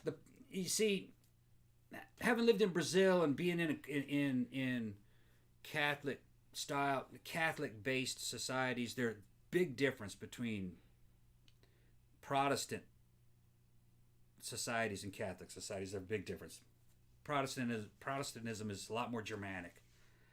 It's a lot more about discipline.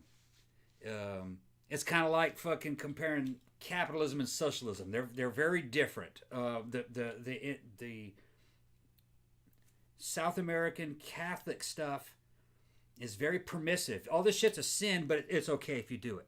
That's really what it is. Like, you can do it as long as you confess it. As long as you confess, it's okay. That's not the way. That's kind of fucked up. That's not the way Southern Baptism is. Southern Baptist stuff is more like Islam. It's more about discipline. You do something wrong, you must be punished.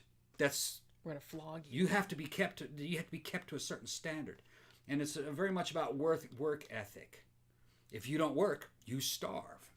That's the fucking ethic. You know what I mean? And so they have their different strengths and weaknesses. Let me see what everybody's saying. I'm like out of drink, man. You want me to make you another one? Yeah, you should make me another one. Let me talk about it. I think I said before when they did the carbon-14 dating, I think I erroneously said 1998. It was actually 1988. Yeah, make you a drink. But yeah, one of the first things, like even back in the fucking late 19th century, they noticed that the image on the shroud looked like a photographic negative, which in some circles, like if you were inclined to believe in the reality of the shroud, if it was what it said it was, then they were saying, oh, well, how would anyone in the Middle Ages, how would they have known how to do that kind of thing? Like, they didn't know about photography and all this other shit. Whereas, I mean, one, that's kind of erroneous because they did have camera obscuras, which we'll get into in a little bit. I'm not saying that I think that that's how it was made, but I think that's one possibility. But I do kind of feel like just the set, I don't know, just the fact that it looked like that, I think in a lot of ways, like people that already were inclined to believe in it thought that made it seem even more, divine or whatever, if you want to use that word, just because they had the perception that a forger wouldn't have known how to make something that looked like that. And the thing that bothers me, it's like I read a couple books about this. I watched a couple documentaries about it. To me, it seems like one of those things where once they did the carbon-14 dating in the 80s, I feel like the question should have been settled. And it's like, and I'm not saying, it's a cool artifact. It's cool to like talk about like how it could have been done. Kind of the artistic thing behind it. But I feel like that should have been like, okay, well, somebody in the Middle Ages made it by some way. We're not entirely sure, but, we have a lot of options like as to how it was made. But it's definitely not from the first century. It's definitely not Jesus, just everybody calm down. But the fact that people are still talking about it, making documentaries about it, and making it seem like it's still a mystery is very strange to me, because I feel like every single piece of evidence they come out, like the second they came out with the news that, 3 different labs did carbon-14 dating on this, and they all got a date between, 1260 and 1390. Right in the middle of the Middle Ages, and right around the time when the shroud first appeared, like in the record, in the historical record. Thank you very much. So, which makes sense. Like somebody made it, then it turns up somewhere. It's like nobody knows exactly what the provenance was. That makes complete and total sense, just with a lot of the other religious relics, because it was a huge market for them back then. So I feel like the sense, the fact that happened in 1988, and then people immediately came out and started saying, oh, well, they must have, the fact that the shroud got burned, like back in a fire in the 1500s, maybe they took a piece from the part that was burned, and the carbon from the burning, like messed up the dating, like messed up the thing. I was like, in 3 different labs. And also the people that tested it were very careful to because it has been patched up and it has been burned. It was in a couple of church fires, like over the centuries.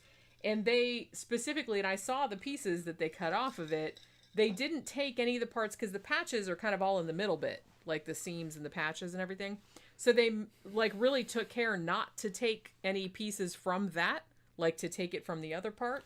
So the fact that they're just kind of coming up with anything that they can try to come up with to make it seem like it's still accurate. I've even seen people come up with, there's this one like illustration.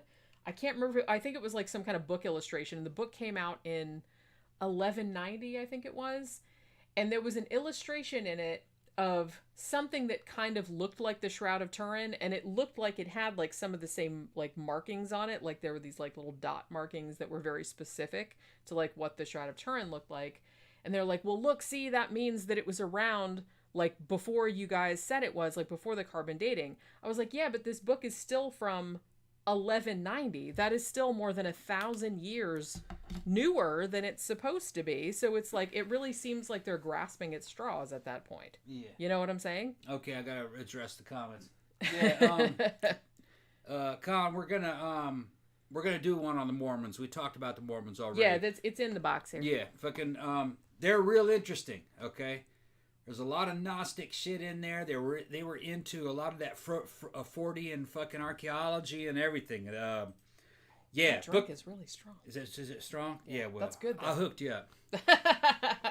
They were the Mormons. I appreciate the Mormons. The Mormons could write some shit, man. Fucking Joseph Smith, fucking, he was at the top of his fucking game. He was the L. Ron Hubbard of his time. Yeah. Yeah, it was bullshit. But he knew how to write that. You have to understand something, people. Oh, here we go. I'm going to fucking try to put it to you straight. He's laying down some I'm going to lay some shit down to you people. Holy Scripture, okay, is a genre of literature. Kind of like in the way that fucking comic books or a fucking, you know what I mean? Marvel comic is a genre of literature. Well, I see all them very much All of this shit the is same. a genre of literature. And I'm not shitting on religion or on Marvel Right. comics. It's like, it's just the same. It's storytelling. That's what people do. And if you're going to make a religion, it has to be made a certain way. And Joseph Smith fucking knew what he was doing. He knew exactly what he was Clearly, doing. because people are still like believing in that shit now. That's right. And, okay, let me put it this way. Is Mormonism any more false than fucking conventional Christianity? No. No, it's not. It's about historically the same. About the same. So, just because you might be a Catholic or a Protestant, don't be looking down your nose at the Mormons because their shit is about like yours. People just look down their nose at it because it's newer. Because it's new, right. A couple thousand years from now, that'll be just like any of the other ones, if it's still around. And it will, it might Right. be, I don't know if it'll be, the origins of it will be lost in the mists of time because we have a lot more, information at our fingertips nowadays. Right. But it's, the process of starting a religion is pretty much the same everywhere and across all. What L. Ron Hubbard did and what Joseph Smith did were fucking great feats. You make a fucking religion from nothing in your lifetime. Yeah. The difference is that L. Ron Hubbard made something that you can actually get your hands around and you can actually prove that it's false. Because it's making a bunch of claims that you can prove to be false scientifically. Joseph Smith kind of did it the old school way. It's so esoteric you can't get your hands around it enough to disprove it. Well, see, that's the secret. And that's the secret. I always felt like if you want to start a religion or a cult or whatever you want to call it, keep it vague enough. Yeah. It's just like if you want to be a psychic. Right. Keep the shit vague enough that nobody can call you out on shit when you're wrong. Mm. But if you get something sort of right, then people will remember that shit better. Right. Because that's just like how people operate. L. Ron Hubbard tried to make Dianetics a science. And as soon as you start doing that, it means you can disprove it. Nah, bro. Don't do that. Right. Keep shit. And the thing about Christianity too, and the thing about in the Shroud of Turin in particular, it seems really weird that after they did the carbon-14 dating, because here's the thing. What would have happened if the carbon-14 dating had come out publicly and it had been like, yep, this is 1st century? even though that wouldn't have necessarily proved that it was Jesus's burial shroud, that would just have proved that the fabric was from the 1st century, which wouldn't really prove anything. But if the carbon dating had come out the way they wanted, they would have jumped right on this. Science has proven the religion, but the fact that it didn't come out the way they wanted, so they have to say, oh, well, the science must be wrong. They must have taken, a burned piece, or they must have taken like a patch that was added later, or they must have had, so they have to come up with like all these reasons why the science had to be wrong, because the answer that came out wasn't the answer that they wanted. And I mean, like, even later on, they keep coming out saying, oh, well, there's all these like, there's these little molecules of like various plants and stuff on it that could only have come from Jerusalem. I'm like, even if that were the case, the molecules on it from these particular plants are so small that they could have come from anyone that handled the shroud at any point in any time. But the fact that it just came from Jerusalem doesn't prove anything. Yeah. I mean, it just proves it was in that part of the world at some point. That doesn't prove that it was Jesus's. That doesn't prove that he ascended to heaven or resurrected or anything. That doesn't prove anything. So to me, it seems like they're just kind of, as I said, they're just like grasping at straws because they so badly want it to be real. You could explain that. Maybe somebody took it to Jerusalem at one time. That's what I'm Maybe saying. Somebody put offerings around the shit from Jerusalem. Exactly. That's what I mean. There's a million explanations for why that could have, because it's not like it was saturated with the shit. Right. It's just they found a couple little things. It's like, oh, these plants and they only grow in this part of the world. I'm like, that just means that piece of cloth was in that part of the world at some time in history. Yeah. Or somebody that was in that part of the world, like, touched it at some point in history. So that doesn't prove anything. Or it might be total bullshit. It might have been something that was just from fucking Switzerland. Well, in another way, too, I feel like that whole argument is probably spurious to begin with, because I feel like the dude that made that claim, he just, I think he just, like, had some tape, and then he sent it to another person and was like, hey, look, there's these little, like, things on it from these flowers, and they only grow in this part of the world. They're always trying to find something with Jesus, his ossuary or something. If when you know these scriptures real well and you understand what mythicists are saying, there was no Jesus. Not as you know it. He's just sorry. Yeah, I don't really think he was a real person in the sense, not in the sense that people understand it. Yeah, some people. For a while, I thought, well, maybe there was this street preacher, okay, that taught some of this fucking cool shit, and then they kind of made a religion around him. Nah, there were street preachers, cool street preachers all over the fucking place. There was tons of them. There were everywhere. Tons of those, and what he's saying. What Jesus is supposedly saying in those scriptures is shit that was lifted out of fucking like Socrates, and a lot of it was stolen from other Roman religions. Well, it was just a mishmash. I mean, like I said, it was just kind of like, if there was a historical Jesus, nothing more of him remains in those scriptures. They've been picked over and over and over again by churches and Christians over thousands of years, editing, re-editing, redacting, there's just nothing there. Everything, every story we have about Jesus, every quote that he's supposedly saying, all came from something else. None of it's even original. It was things borrowed from other religions. From other shit that was around at the time. The New Testament, and the Old Testament too, the entire Bible, and not just our Bible, the Islam is the Quran, the Hadith, the Sunnah, all of them are fucking perfect examples of Darwinian evolution, of people fucking taking things out that got them in trouble and replacing passages to get them off the hook. And over time, the system got tighter and tighter and tighter until it became foolproof. That's what they're doing.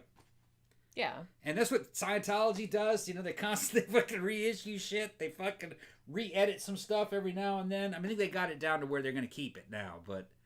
Although every now and then they like re-edit the books, and then you have to buy a new set. You have to buy a new set because they change. How much does the set cost nowadays? Yeah, it's like several $1,000s. It's like a few $1,000s. Yeah, I remember it was like $3,000 or something last time I checked. It probably cost like his completed works, and it's like, look, we took out like this one period where L. Ron Hubbard didn't mean to put a period there. Like, even though he's perfect and everything, every now and then like the typewriter slipped and he didn't mean to like. Yeah, but no, they've picked over every one of these religions, they've been picked over and over and over. They've gone through them so many times. Every time somebody read it and picked up an argument, it says, hey, wait a minute, hold on. How could that be true? Here it says this, but we know back in this book it says something else. That's a contradiction. They'll go in there and fix that damn contradiction. And then be like, that shit never happened. That's right. It's like some 1984 shit. We've always been at war with East Asia. Yeah, exactly. So, 1,000 years later, that shit is tight as hell. 2,000 years later, it's fucking foolproof. There's nothing in there that remains. No problems remain in it. And, that's why you can't trust it. It just seems so exhausting. It's exhausting to me to have to keep up with all this stuff. And like I said, it just seems like... So let's talk about the Shroud a little bit. And like I said, why I think... Like, okay, first of all, I don't think, just from, a regular, like, normal common sense standpoint, this cloth does not look like it was actually, like, wrapped around a body. You know what I'm saying? Because here you got the front of the body on the front, and then like it's almost kind of like touching like the back of the head, and then it's back like that. If this was actually wrapped around a body, it would be distorted. You know what I'm saying? There would be a space between here and there. The face would be, because like I saw like a documentary about this a long time ago that actually was really good at like explaining this, but they're like, look, put some paint on a piece of sheet, right? And then like put it on your face like that, and then put it out straight. That does not look like the Shroud of Turin. It looks like way fatter than your actual face because it goes around the sides and then it goes into 2 dimensions. And the Shroud does not look like that. It looks like a person. And another thing too is that when they've gone in there and like analyzed the the proportions of the face and the body and stuff, the head is a little bit too big for the body, and also the arms are too long. You know what I mean? Are like longer than normal human arms would be. Yeah, the proportions also aren't right. That's what I mean. The proportions are off. The proportions are not right on the image for a cloth that has been hanging on a 3D body. That's what I'm saying. It's not there's no distortion. Yeah, it would have been highly distorted when you took it off. There's a lot of problems. It was like it was painted, or it was like a photograph of an image taken head on, something like that. Yeah, now let's talk about, because there are a lot of different ways that this could have been done, even like for the time period. Like I said, look, we're operating on the assumption, just like the carbon-14 dating said, that this was probably made in the Middle Ages. It was a forgery. Just like a lot of other, because like I said, there was a huge amount of there was a huge market for this kind of stuff back then. This was probably a pretty a well done one, I guess, because even nowadays people are still talking about it and like debating like how it was done, but there was a lot of different ways that it could have been done. Now, you said that you tended to think that maybe it was camera obscura, done with a camera obscura. Yeah, because what I remembered is that when they looked at those fibers, it's not paint on there. It's some kind of a chemical burn. That's what they thought. The studies that I saw said that they found traces of red ochre and vermilion. Okay, then maybe my shit's out the window. So it's paint. The study that I saw, they thought that it was actually some kind of a chemical burn. Which, one thing you might be able to do is treat that piece of cloth with some kind of a chemical. Silver nitrate and salt. Yeah. I guess you could do that in the Middle Ages. And then take problem. a statue of a dead man and put it in front of it. Put the whole thing in a dark room and drill a little pinhole in the wall Make across a pinhole from camera obscura. Right. And then over time, the light shining on that cloth through that with the body behind it might leave an image like a photograph. Yeah, and in those days, that would have been real fucking spooky because you could unravel it and you wouldn't see any paint.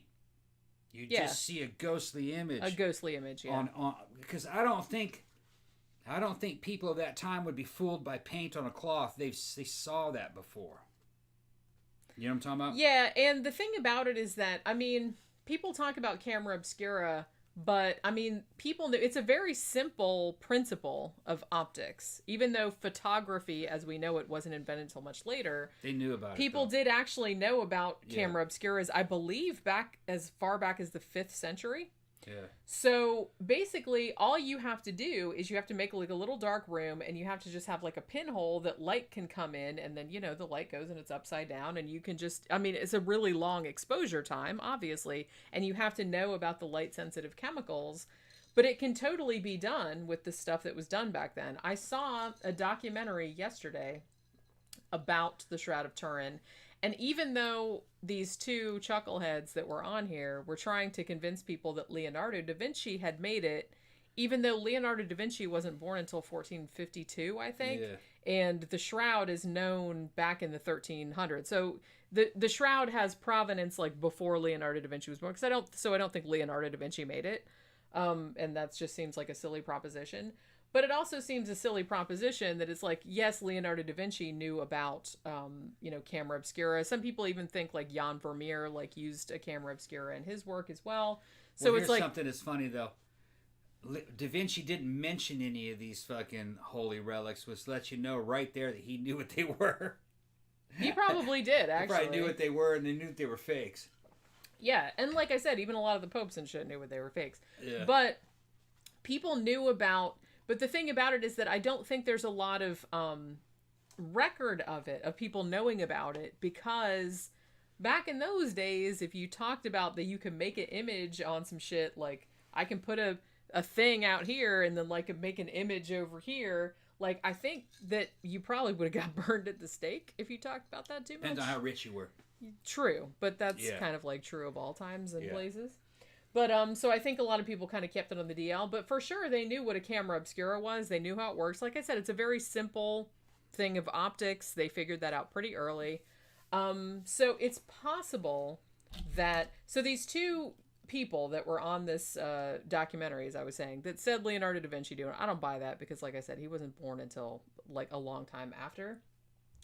But the one dude actually he had like a mannequin made up to look just like, it had the beard and he was like his hands folded over his junk and everything, and he put it out in the yard, and then he made like essentially a crude, you know, a camera obscura, like after he blocked off his window, he had like a little bit of a, you know, hole with a lens or whatever, and then he left it, you know, and he had the same kind of linen and he hung it like in his house, and he left it for, I believe it was 43 days. And then he showed the linen on there, and it looked pretty good. I mean, it looked pretty close. Like, it was very ghostly, but so is the Shroud of Turin. Yeah. So I'm not discounting the possibility that someone could have used a camera obscura to make that, because I could totally see that. The way I pictured it was like a camera obscura image of a fucking wood figure, a wooden statue. Yeah. And then once they got the damn... Because it would have to be real still. Yeah. And then once they got the image on the cloth, they took some blood, like pig's blood. Or their own blood. Or they could just cut their finger and probably put that just shit on pig there. blood, because you could just buy I don't think that's real blood on there, because real blood, when it gets old, it turns black. And the blood on the... you know, I'm a true crime person. I know this. But so, you know, the blood that's on the thing, it's still red. Okay, like, it's dark red. It's not black. Some kind of red dye. Yeah. And they painted that on the wounds marks of where Jesus had his wounds, supposedly. Okay. And then they go, look, that came off of Jesus. See the blood on it? And then see where his soul came up off of there? Came out of there. Ooh. Although, there's a lot of problems with it, because that's not a Middle Eastern fucking death shroud. They did it a different way. It was a wrapping. It wasn't a single piece of cloth that went over them. It's more like a mummy wrapping, my understanding of what they used. Well, the thing, I don't know, like, I feel like in the Bible, it kind of says, and some of the paintings that I've seen that were from, like, the Middle Ages or a bit later that kind of showed it, like I said, almost like a taco thing, where it was just like a long, kind of narrow piece of linen, and they laid the body on it, and then they doubled it over. You know what I'm saying? So it wasn't like wrapped up. But the thing about it, and they're always changing the story. That's what I'm saying. And we'll get into this a little bit too, because I also want to like mention the Veil of Veronica, which is another kind of you know, venerated relic or whatever. Because in the Bible it does specifically say, and this is you know, very much with the custom of the time, that they not only had the burial shroud type of thing, but they also had like a separate like handkerchief, or like, you know, a small kind of sheet that went just over the face. Mm-hmm. So and another thing too is like the fact that it mentions that would almost seem to negate the Shroud of Turin, because if it had another piece of cloth over his face, then you wouldn't necessarily be able to see his face on the shroud. You know what I'm saying? Yeah. So there's just a lot of problems even with the damn crucifixion narrative out of the New Testament itself. They're doing this crucifixion during Passover. Mm-hmm. That's a problem. I don't think the Jews would allow it on Passover. Also, that's the time that they did that damn scapegoat fucking sacrifice. Yeah. So it's just kind of lending credence to the entire crucifixion narrative is actually nothing more than Jewish ritual blood magic. I think it's a mythical story. It's a mythical thing that's happening. It's a mythical story. And I think originally, the original tale is that it was happening in heaven. Then they brought it down to earth and tried to make it actually happen in history. And they put it back during the times of fucking Pontius Pilate, who was a Roman occupier of Judea, who the Jews hated. All right, so it's just fishy. The whole thing is fucking fishy. Well, as I said, it's like something that don't be insulted, people. It's like something the Mormons would come up with, and when we get into them, you'll see what I'm talking about. It's something kind of like L. Ron Hubbard would come up with. You know what I mean? Yeah. Too many different story elements happening in a single story. It's just no. Too much of it's lining up with ritual blood magic and shit that was super traditional. It'd be like some patriotic American dude being sentenced to death on Christmas and the 4th of July simultaneously. Okay? With the fucking Oakland Raiders watching. And fucking, you know what I'm talking about? It's just too much shit. Random. Happening at the same time, you know what I mean? You know, and the and Oakland Raiders. Yeah, and it's happening in Texas. Under the rule of fucking Ronald Reagan. You know what I mean? Fucking, and George Washington was there. You know, I feel like in 2,000 years that will probably be a totally thing that will have happened. In 2,000 years, World War II will be about the United States fighting dinosaurs. That's, yeah. I can see it. Yeah, Nazi dinosaurs. Yeah. Oh, I like that. Nazi dinosaurs, yeah. Sci-fi, get on that movie. Yep. I want to see that. Yep. Nazi dinosaurs. Yeah. I can imagine the little Tyrannosauruses with their tiny little swastika Swastikas things and on their shit. tiny little arms. And they got jets. They got jets and UFOs. Nice. I like it. In Antarctica. Okay. I'm going to say right now I'd be very surprised if somebody hadn't already made that movie. Yeah. I'm going to Google it after the show and I'm going to see if somebody actually made it. Comments out there, he's saying his take on it is that with the crucifixion is that something happened and it resonated with the masses. My response is no. What happened is that narrative happened. They started to build up that kind of narrative around the 3rd century AD in Rome. And they were saying that it happened about 200 and something years in the past. And they're saying that Jesus was an actual character. And don't listen to the other Christians with the other suppers and with the other Jesuses that were not born of a woman. No, it's too fishy. They were just trying to get a leg up on like the other denominations. Yeah, there were other denominations that had different versions of Jesus. So they had to have like a better story. You're right. And the only reason why we know of it is not because it spread by some kind of a, you know what I mean, resonation with the masses. No, that's not what happened. It was the backing of the Roman government.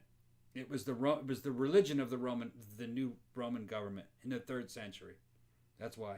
Well, and I feel like too, it's like if you have the power and the money behind you to like back a particular, agenda, and you also have the power and authority to kill people that don't agree with you, then you can pretty easily like spread a thing. And then like a few hundred years from now, there'll be nobody left that remembers like all, because you killed all the people that disagreed. Yeah, it only takes a few in a time where there's no internet or any kind of fucking mass media, you can get people to believe in a new truth very quickly. And you're taught it. No, it just didn't happen. There's too many problems with the story. It was It was brought into belief, into common belief, because of backing of the Roman Empire. It was the original. It was the official religion of the late Roman Empire. It replaced all other religions, and it was a way to help unite the empire in a time of civil war. That had a lot to do with it. It outlived the Roman Empire. Yeah, clearly, because we're still talking about it. So it was well made in its day and very powerful. Although they weren't thinking of that back then. They were just thinking of like the immediate problems. Future. It changed. It evolved and changed a lot over 2,000 years. Which, everything will. Mm-hmm. Now, I'm not, like I said, I'm not discounting that somebody might have made the shroud with a camera obscura. Because I've seen, like, other people that made ones like that with the camera obscura, and it looked pretty good. I'm kind of going to say, though, I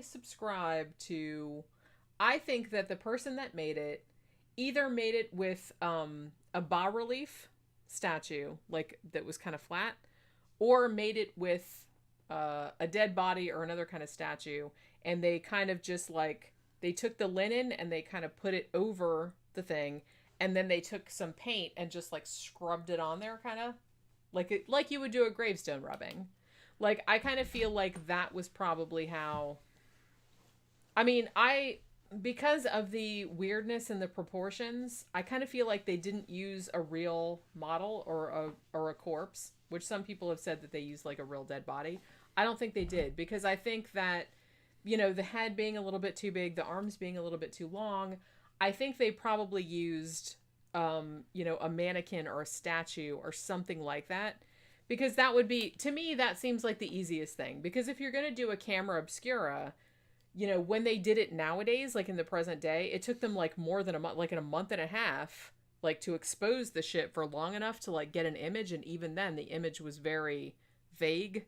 I mean, you could still see that it was a dude, but I kind of feel like the easiest way to make something like that would be to use like a mannequin or like a statue of some kind that would lay there still. You could put a piece of linen over it, and then you could just take a brush that was kind of like had some red ochre or something like that and just kind of scrub it. And it would make like I said, like a rubbing. It would just like kind of hit the high points, and it would kind of look like, and then later you could kind of come back and get some vermilion or something like that and kind of like paint some blood on there. And then be like, ta-da, yeah. It's like, it's... Let me respond to Louis. All right, Louis saying that in the... let's see what he said. Said that Constantine the Great made Christianity the official religion of the Roman Empire. Actually, that's the official story, but there's some people that think that maybe that's not really what happened. We know that Constantine the Great made Christianity legal, because before that time it was illegal. But everything that Constantine the Great built, the monuments and shit, was purely pagan. So he didn't seem to be a Christian. This whole idea of him seeing a cross in the sky and converting to Christianity seems to be a story that was made up a lot later. All right. He was a pagan, or, he believed in the Roman gods. It's just that it seems to be that later Christians are honoring him. You know what I mean? Yeah. He was the guy that he's the guy that made it official and made he made it spread more. Sure. But some people are thinking, no, it might have happened about 100 years after that, actually. He just made it legal and allowed it to grow. It's kind of like, well, here's the thing. Thank you very much, Matt. Thanks, Matt. But here's the thing. When you're looking back at history, it's very easy for history to become, I guess, compressed, for lack of a better word. Because I used to think about this all the time when I was a kid, because I was really into dinosaurs, like a lot of kids are. And you would think about, like, the really cool dinosaurs, like T-Rex and, like, fucking Ankylosaurus and all these other different ones. And then you would find out much later on that a lot of these dinosaurs didn't actually live at the same time. And there was, like, millions of years between them.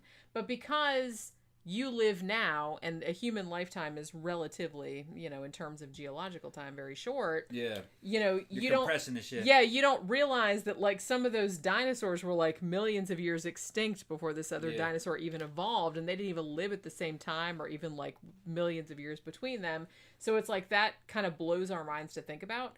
So I kind of feel like the same thing happens with history. Yeah. Where you're looking back at like biblical times, you're looking back at the Middle Ages or whatever, but you have to understand that like some of the shit that was happening, like with the biblical books, with, you know, shit that happened in the Middle Ages, it was hundreds of years. Yeah. Between some of those occurrences. Hundreds of years. I think what happened is Constantine made it legal. Once it was legal, it started to grow. And then maybe a generation or two, it started to get maybe government backing, and then it really started to expand. And then in hindsight, they go back and start claiming Christianity as being older than it really is. You know, Emperor Constantine, he was the one that fucking did this and that. When, nah, probably wasn't. You know, well, everything there's no real proof. Everything is always more. Another thing too Yeah. is another thing is that a lot of things are more complex than they seem. Because there's a lot of these stories about, well, Constantine's mom was a Christian and this and that, and during the civil wars, he decided to throw his lot behind Christianity, which helped him win this. Those stories seem to have come a lot later as like rationalizations. Yeah. Of why he, but they're evidently they can't really prove that that's the truth. Probably legend. Yeah. Probably legend. Yeah. Because doesn't it sound kind of convenient? Yeah. You got a guy who, like I said, a lot. Yeah, of shit. And everybody knows who Constantine is. Right. Say, you know. And a lot of skeptics who are really, you know, fucking big into Roman history are kind of like going, nah, that doesn't really jive with that story doesn't really jive with the archaeology of the shit that you dig up. Yeah. And that's where your real proof is. Well, I mean, archaeology, that's kind of what matters. Every monument Constantine built was purely pagan. There's no Christian symbolism on it at all. Yeah. And, you know what I mean? So either he was just paying lip service, or that was, like, posthumously, like... I think it was posthumously put on him because he made Christianity legal. Yeah. So then a couple generations later, you got Christians thinking that, hey, he was a Christian. That he was a Christian, which that doesn't necessarily follow. Right, he might have just been like, yeah, I don't really care, whatever. Everybody. I think he made it legal because it was nothing more than just one of the other religions in Rome. Why pick That's what on I mean. that Maybe one? it didn't bother him. So he was just like, yeah, whatever, just do what you want. Right. Maybe it was just that, and so they're like, well, they had other retroactively like assigning him Christianity. Yeah, well, here's another thing that fucking is constantly Christians throw around, and it's even in history. It's in Roman history. All this stuff about burning Christians at the stake along the Via Appia, and Christians being fucking accused of burning down Rome and all this kind of stuff, and being killed by the lions in the fucking in the Colosseum. A lot of these historians that know Rome fucking super well think that all that's bullshit. Yeah, that was largely all made up. I mean, that is exaggerated at best. Exaggerated at best. Fucking Rome was secular and tolerant of other other religions. They didn't seem to have anything against Christians. The only thing we do know is, like, it might have been Josephus.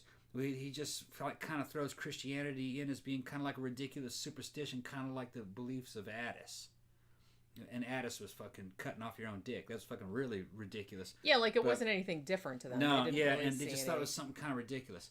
And that, and some actual writings say that when Rome burned during the time of Nero, that Christians were like in the forefront of helping to fight the fire. So that totally goes against and that Nero thanked them, which that totally goes against the narrative of Christians being like a picked on fucking freedom to the... Here's the thing, and like... It's more in the martyr tradition to say we were picked on. Like I said, no offense, but I do feel like there's a long tradition in Christianity of all persecution. Religions. They want it, all religions. They all want to feel like they're persecuted because that gives them like a sanctity, maybe? All of the religions are like that. Mormonism, we were picked on. Judaism, we were picked on. Islam, we were picked on.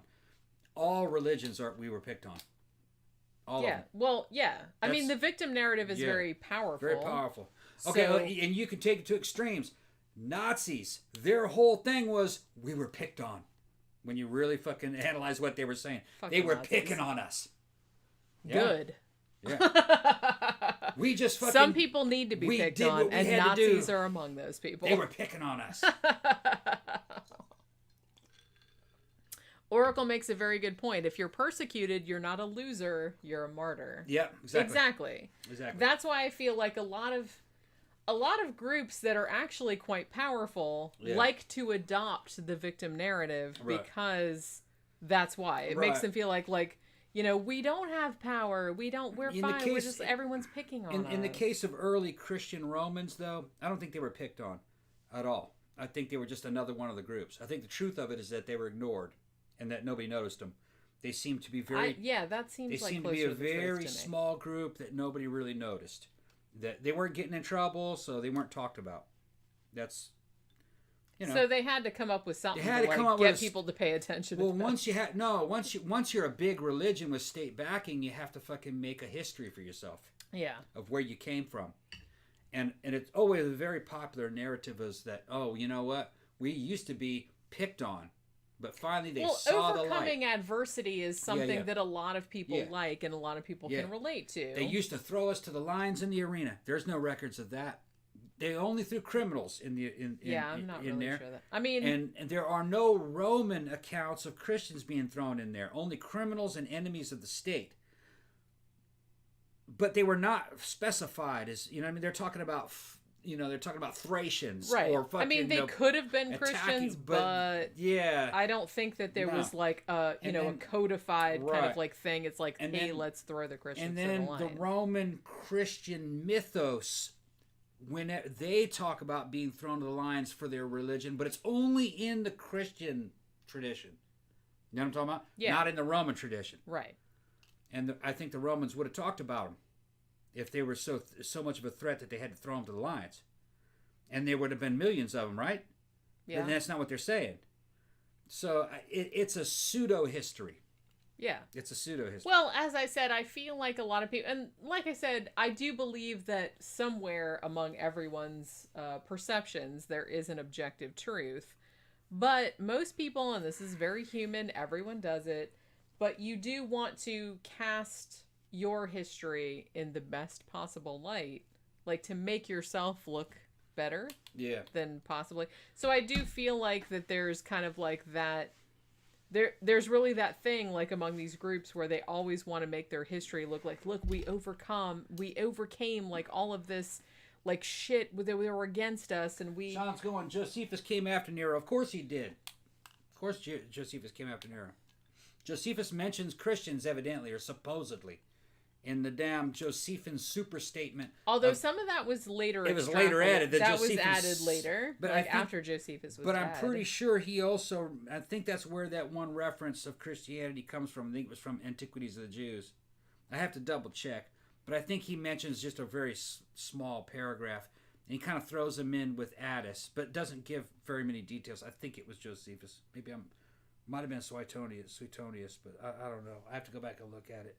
But he does make the fucking the Josephine super statement about, you know what I mean, Jesus of, what does he call him? Jesus of Nazareth, if we may call him a man, and all the great works that he did, and blah, blah, blah, blah, blah, blah, blah. It was just like, and that's not in the earlier editions of it. Well, the weird thing about that particular...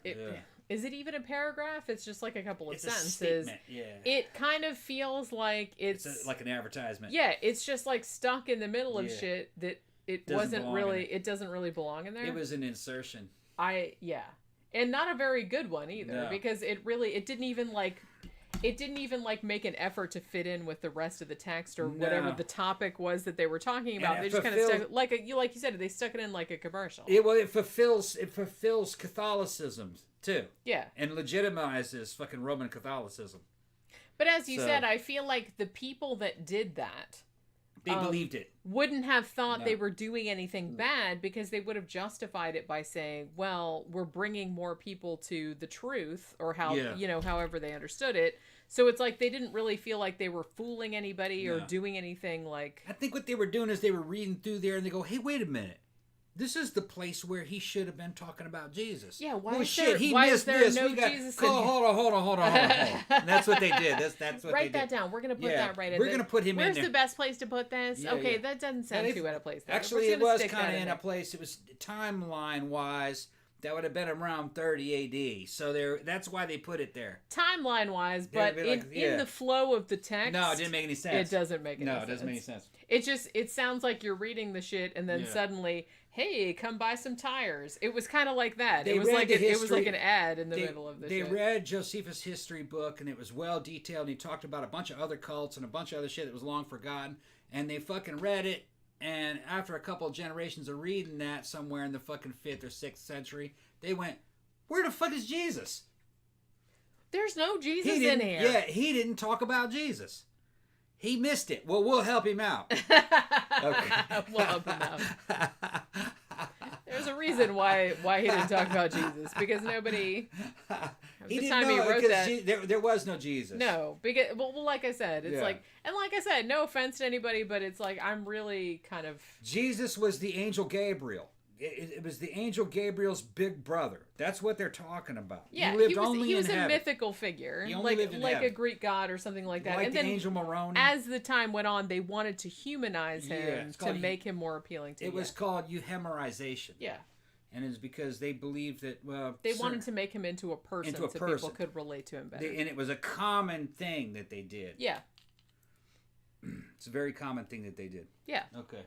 And like I said, I do feel like people are still doing it nowadays, because I still can't believe that people are still debating whether the Shroud of Turin is real or not. Like, if it actually, like, wrapped around the body of Jesus. Like I said, I don't think Jesus was a real person anyway. Obviously, since I don't believe he was a real person, I don't believe in the resurrection, I don't believe in any of that stuff. So the fact that people are still debating about the reality of it, even after it's been carbon-14 dated, even after all of the scientific shit that's been done on it, like, people are still talking about it like it's some big mystery. That's, like, mind-blowing to me. But, I do find it interesting in the sense that, like I said, I'm really into art forgeries. We should do a show about Hans van Meegeren now I'm thinking about it, because he's my favorite art forger. But I've read, like, a bunch of books about him because he was a fascinating dude. But so I'm interested in, like, the methods by which it was pulled off. I'm more interested in that than I am in people trying to do, like, apologetics about why all the scientific shit is wrong, why this is actually... The shit about gamma rays, that was the top for me. I was just kind of like, I'm reading this book, I'm watching all these documentaries about it, and the fact that a guy can come out and say with a straight face that he thought the image was put on the cloth by gamma rays, of all things. And then it's like, I'm not even sure if this was the same guy, but there was another guy that said there was something about, and he wrote some kind of, like, scientific quote-unquote paper where he was talking about, oh, well, maybe the rocks of the tomb were, like, the way they pressed together, and, like, they made this kind of, like, field or something. And I'm just like, are you fucking serious right now? Like, what the fuck you were talking about? It's like, it just seems like the worst kind of fucking reaching. Ken Fetter is asking me if I think the Greek gods were real. All right, bro. Oh, wait. Sean says Christopher Hitchens explains religion the best. I agree with you. I don't agree with Christopher Hitchens on some shit, but he was pretty spot on with it. But I've got a bunch of his books, like, back there on the shelf, so I'm just saying. Ken, the Greek gods and the Old Testament gods are the same gods. It's just that the Old Testament gods are hillbilly versions of it. Yeah, they just changed the names. Yeah, pretty much the same. You have El Shaddai, okay? And then all his sons. He has 72 sons. There were 72 virgins, but there were also 72 sons. And Yahweh chose Israel. Thank you, Matt. All right. Greek El gods Shaddai. El Shaddai, it means father of the gods. That's Zeus. Look at all these little gods. They're my little children. Yeah. And then it says that Yahweh chose Israel, okay? But then later on, it also says that the sons of God, El Shaddai's sons, okay, these 72 of them, they saw the daughters of women and found them beautiful and fucking had children with them, and they were called the Nephilim. The same shit was happening over on Mount Olympus, okay? Zeus jumping down and having sex with women. Perseus Zeus popping was out. Such a hoe, man. The Nephilim just means demigods, all right? The Greeks and the Middle Eastern people and the Persian people were all a part of the same diaspora, and it was all kind of different versions of the same religion. Even the Persians were Persians because they worshipped Perseus. Okay, they're all this Old Testament shit is just a hillbilly version of the fucking gods on Mount Olympus. That's all it is. Fucking Judea and all that shit. That's the Mississippi of Europe. Okay. Accurate. They're out in the wild lands. Accurate. Yeah, that's all it is. Okay, it's just have a slight different take on it. So, were the Greek gods real? Are the Old Testament gods real? Fuck no. They're all like equally. They're about the same. They're all equally fake. And in fact, they're all things of the imagination. When I was a kid, studying Greek and Roman mythology was one of the things that brought me to atheism. Yeah. Was because it occurred to me when I was 10, 11 years old, when I was reading about Greek myths, I was like, people used to believe this shit was real, just like people nowadays believe Christianity was real. And I made the connection in my mind fairly early. Now, there's a process called euhemerization where people would take these gods and make them real people on earth. And even the ancient Greeks were doing that. Ancient Greek historians and ancient Greek philosophers and intellectuals were saying things like, well, there must have been a Zeus, and there must have been a Hera. But what they're talking about is a great ancient king that inspired these stories. And his great wife or queen that inspired these stories. So they must be based in things that actually happened. They were just turned into gods. No, not at all. See, that people logic will pull does shit not, out of that. No, that's that not how it logic happens. does not follow. I'm a fiction writer. People can just pull shit out of their ass. Yeah. That doesn't mean look, my mom read some of my horror stories and she's like, "What happened to you that you read about this kind of stuff?" I'm like, "Mom, I made it up." Yeah. You just make it up. It doesn't have anything to do with any real shit that happened to you. It doesn't. Things don't have to be based on reality. You can imagine things. And just because religion is a genre of literature, that doesn't mean anything. Superhero comics are a genre of literature. Star Wars is a genre of literature. Okay? Just because there is a Darth Vader and an Emperor, that does not mean that was based on real historical people. They're kind of like character archetypes. Yeah. And those things have always existed. Going back to the fucking... Well, like I said, human brains are only we're not unlimited. Like, we can only think about X number of things. Yeah. So, and it's like everybody on Earth, we all evolved from the same, species. So all our brains are like pretty similar and work in similar ways. So we come up with similar stories because that's just the way our brains work. Now let me fuck you people up. I'm going to fuck y'all people up.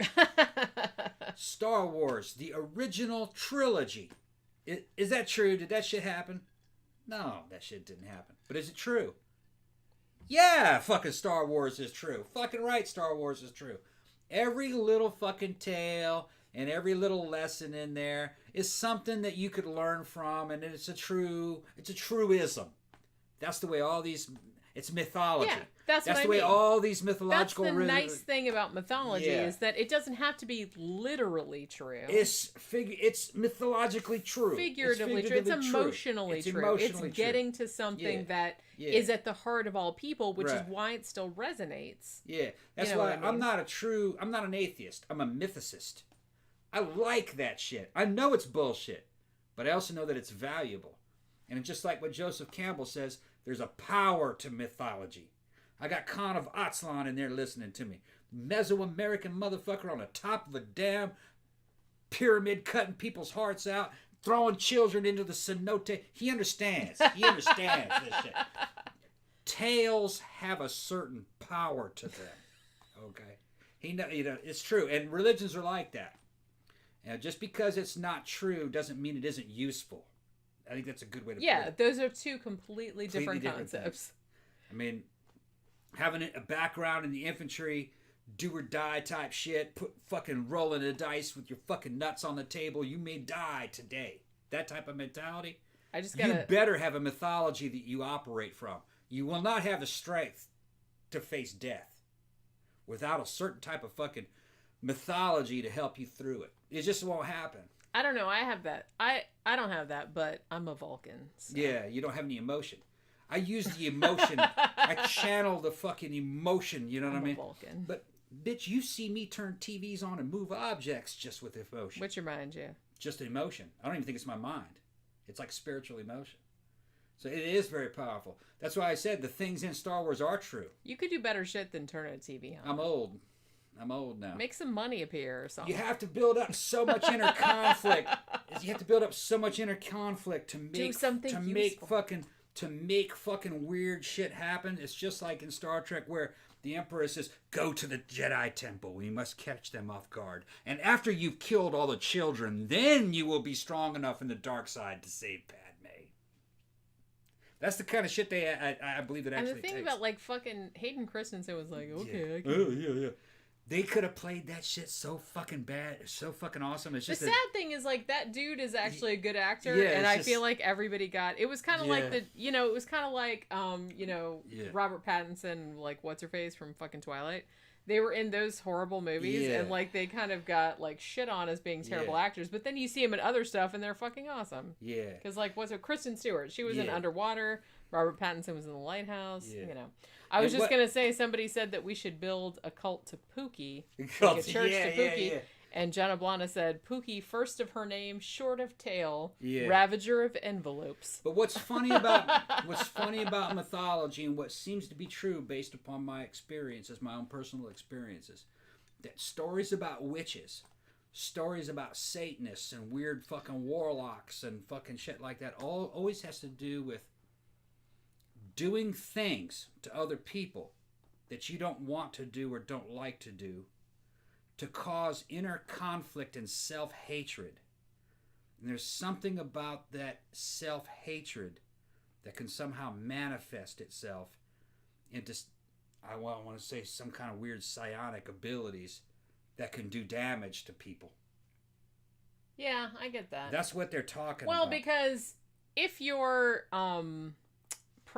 supposition is true that it is this emotional turmoil that causes this kind of poltergeist activity, for lack of a better term, then it would behoove oneself to do evil.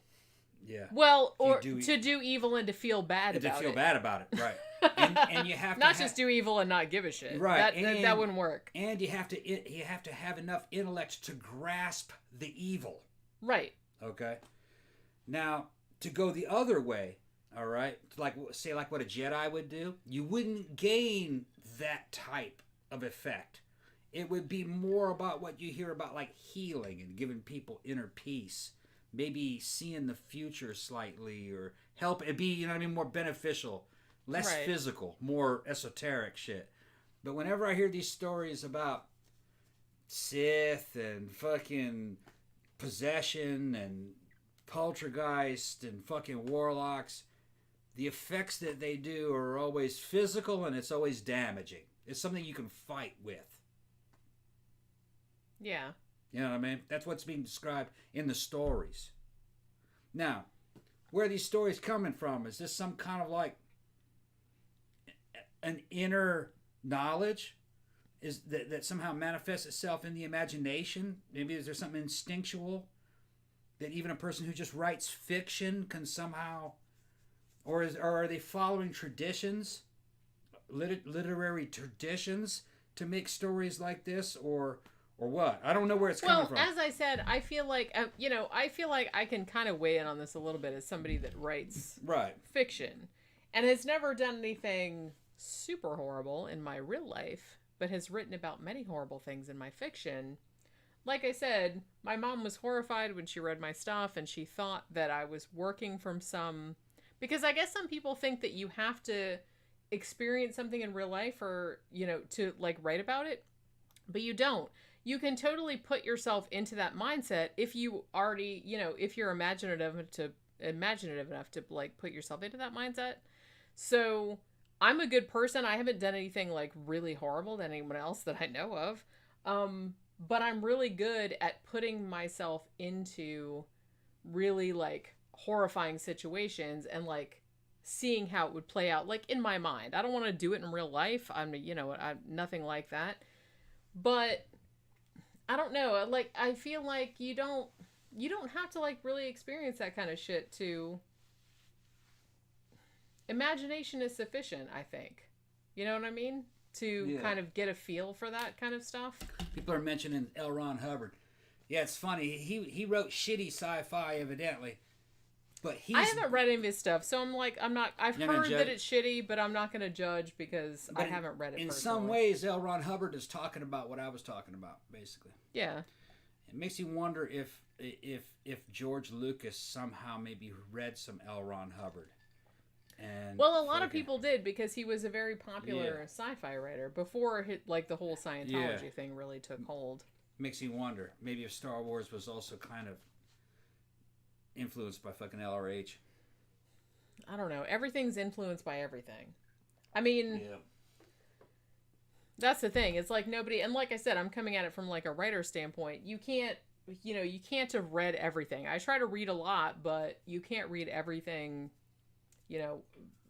from all time ever. So it's kind of like you're basically going to repeat ideas because, as I said, human brains are amazing, but they're also very limited in the paths that they can go down. And humans will go down a certain number of pathways because that's just what we're programmed to do. How long have we been talking? 2 hours and 30 minutes. How much is left on the material? Well, I don't know. We still haven't even talked about any of the other. Well, shit. Okay, I'm gonna go to the rest. Coming back in a second. You want me to do commercials? Do the commercials. Because I kind of got to pee too. Oh. So. All right, so we're gonna do some commercials, so we can both go to the bathroom. Oh, there's Pookie. See, she didn't get cooked. Why did somebody suggest that? That's terrible. Now I'm like thinking about that, and I'm thinking about that one bedroom movie where that like poor kitty got like baked in the oven, and it like really traumatized me. That's why I saw that in the trailer, and I didn't want to watch that movie. But it was a good movie, though. We reviewed it. But yeah, so we're gonna do some commercials, and gonna go to the bathroom. I got some Pookie videos. I got some commercials. I got all kind of other shit. So we'll be back in just a few minutes. So hang in there. We'll be back in a minute. Join us September 25th, 26th, and 27th for a 3-day special streaming event, Strange Realities, to push the limits of your reality. Featuring authors, academics, researchers, occultists, experiencers, podcasters, and practitioners. All presenting fresh cutting-edge material and research. Streaming live. Featuring presentations by Brent Rains, editor of Alternate Perceptions magazine. Aaron Goulias, host of the Saucer Life podcast. David Metcalf, writer and researcher. Alan Greenfield, author of Secret Cipher of the Euphonauts. Stephanie Quick, writer and blogger. Red Pill Junkie, 14 researcher and explorer. Tim Banal, host of Banal of America. Guy Malone, iconoclast and troublemaker. Timothy Ritter, host of Strange Familiars. Kiki Dombrowski, author and practitioner. Greg Bishop, author of Project Beta. Ginny Ashford, host of 13 O'Clock. Recluse, host of The Farm. Jack Montgomery, Folk Magic. Joshua Cutchin, author of Thieves in the Night. Reverend Michael Carter, Alien Contact Experiencer. Dr. Future, host of Future Point. Tony Kale, author of Memphis Hoodoo. Rin Collier, occultist. Soraya Askath, host of Where Did the Road Go? And John Tinney, Ghost Stalkers in Hell. all 3 days, only $20. Tickets and info available at strangerealitiesconference.com. Brought to you by the Conspiranormal Podcast. Conspiranormal.com. Strange Realities.